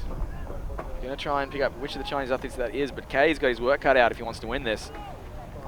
You see, great drone shot there. Kay on the starboard on the right. so much strength, even though he's only 17 years old. And he's got his work cut out, though, because I see one of the Chinese boys on the top just going at 1,000,000 miles an hour. The Katarina Stenta technique there. He's already up to about 150 strokes in this race, only on 30 seconds. He's hammering. He is. Kay's taking a bit of pressure off here. They're cruising Yeah, through. I think Kay is playing it smart, but this young Chinese lad, that's Hao Zhang. This is the boy that pushed Kay in the first heat. So they know each other well, but Hao Zhang, he's also taking the foot off just there, cruising through. Kay's like, come on the post-race interview. That's the Fernando Stella technique, just sprint the end, get the post-race interview, and get your screen time. So Kay Kamatsuyama takes out the junior men's second semi-final, just like his compatriot in the first, Rataguchi. They're safely through, and they'll be the gold medal favourites, surely. But China has thrown it down. They've got a couple of athletes that'll be in the mix there in the junior men's. That's going to be an exciting final coming up this afternoon as we wait for the official results of this race, and then we'll wrap up a bit of a recap this morning and get off air. We'll rejoin you in a couple of hours because it's just gone past 12:40 local time here, and we're going to be back on air at about 2 local time. So an hour and a half break, folks. You don't really need to set your watches. Just remember to be back here wherever you are in 90 minutes. Because in 95 minutes from now is the first gold medal race. As we just see a little bit of highlights of the second junior men's semi, but set your watches, folks. An hour and a half, we're going to be back on air, and we're going to have 8 gold medals decided in the space of about 8 minutes, because these races are quick, so don't go too far. You're going to miss it. We're only going to be back on air for about an hour, and we're going to go through each of these finals. We're going to start with the junior women, the Masters women 40 plus, the Masters men 40 plus, the 50 plus men and women, and then we've got the junior men. We just saw the semis then, and then the headline events, the Open women and the Open men, will be at around about 3:30 p.m. local time, which is less than 3 hours from now. So get back here in 1.5 hours for a resumption of the ICF Worlds live stream from here in Qingdao, China, as we just see the final race. You kidding? With the pressure off. No. Wow. These boys are flying. That is throwing down the gauntlet there. Wow. This is going to be an awesome final with these. They should have opened. They should have entered the opens. This is going to be one hell of a final of the junior men. We've seen some of the fastest times all day from the junior men. That was impressive because he started like a bullet, but he took the gas off here about 3/4 of the way through. So. Alrighty, folks. So that is officially the morning session done. Get back here in 90 minutes. Set your countdown timer. Get your phone out. Go to that little thing we can do a countdown timer. Do it right now. Click on the clock. Scroll over the countdown timer. Put in 90 minutes. And set it, because in 93 minutes we're going to have the first gold medal race, and then they're going to go boom, boom, boom after that for the next hour. So get back here in an hour and a half, folks. Myself, Chris Parker from SUP Racer, and my co-commentator extraordinaire, Kelly Margetts. We've got to go get a drink because we've got to save the voice for the main event this afternoon. Thank you for tuning in wherever you are around the world. Whether you're on the SUP Racer Facebook, Total SUP, the Asia SUP Tour, the ICF Planet Canoe, YouTube, wherever you are. We're just stoked to be here and bringing you this show because we've got a front row seat, and we're going to have a front row seat for a hectic series of finals this afternoon. As the drone pans out of this little cauldron we got here, we're going to go take a break, and we'll see you back here in 90 minutes, folks.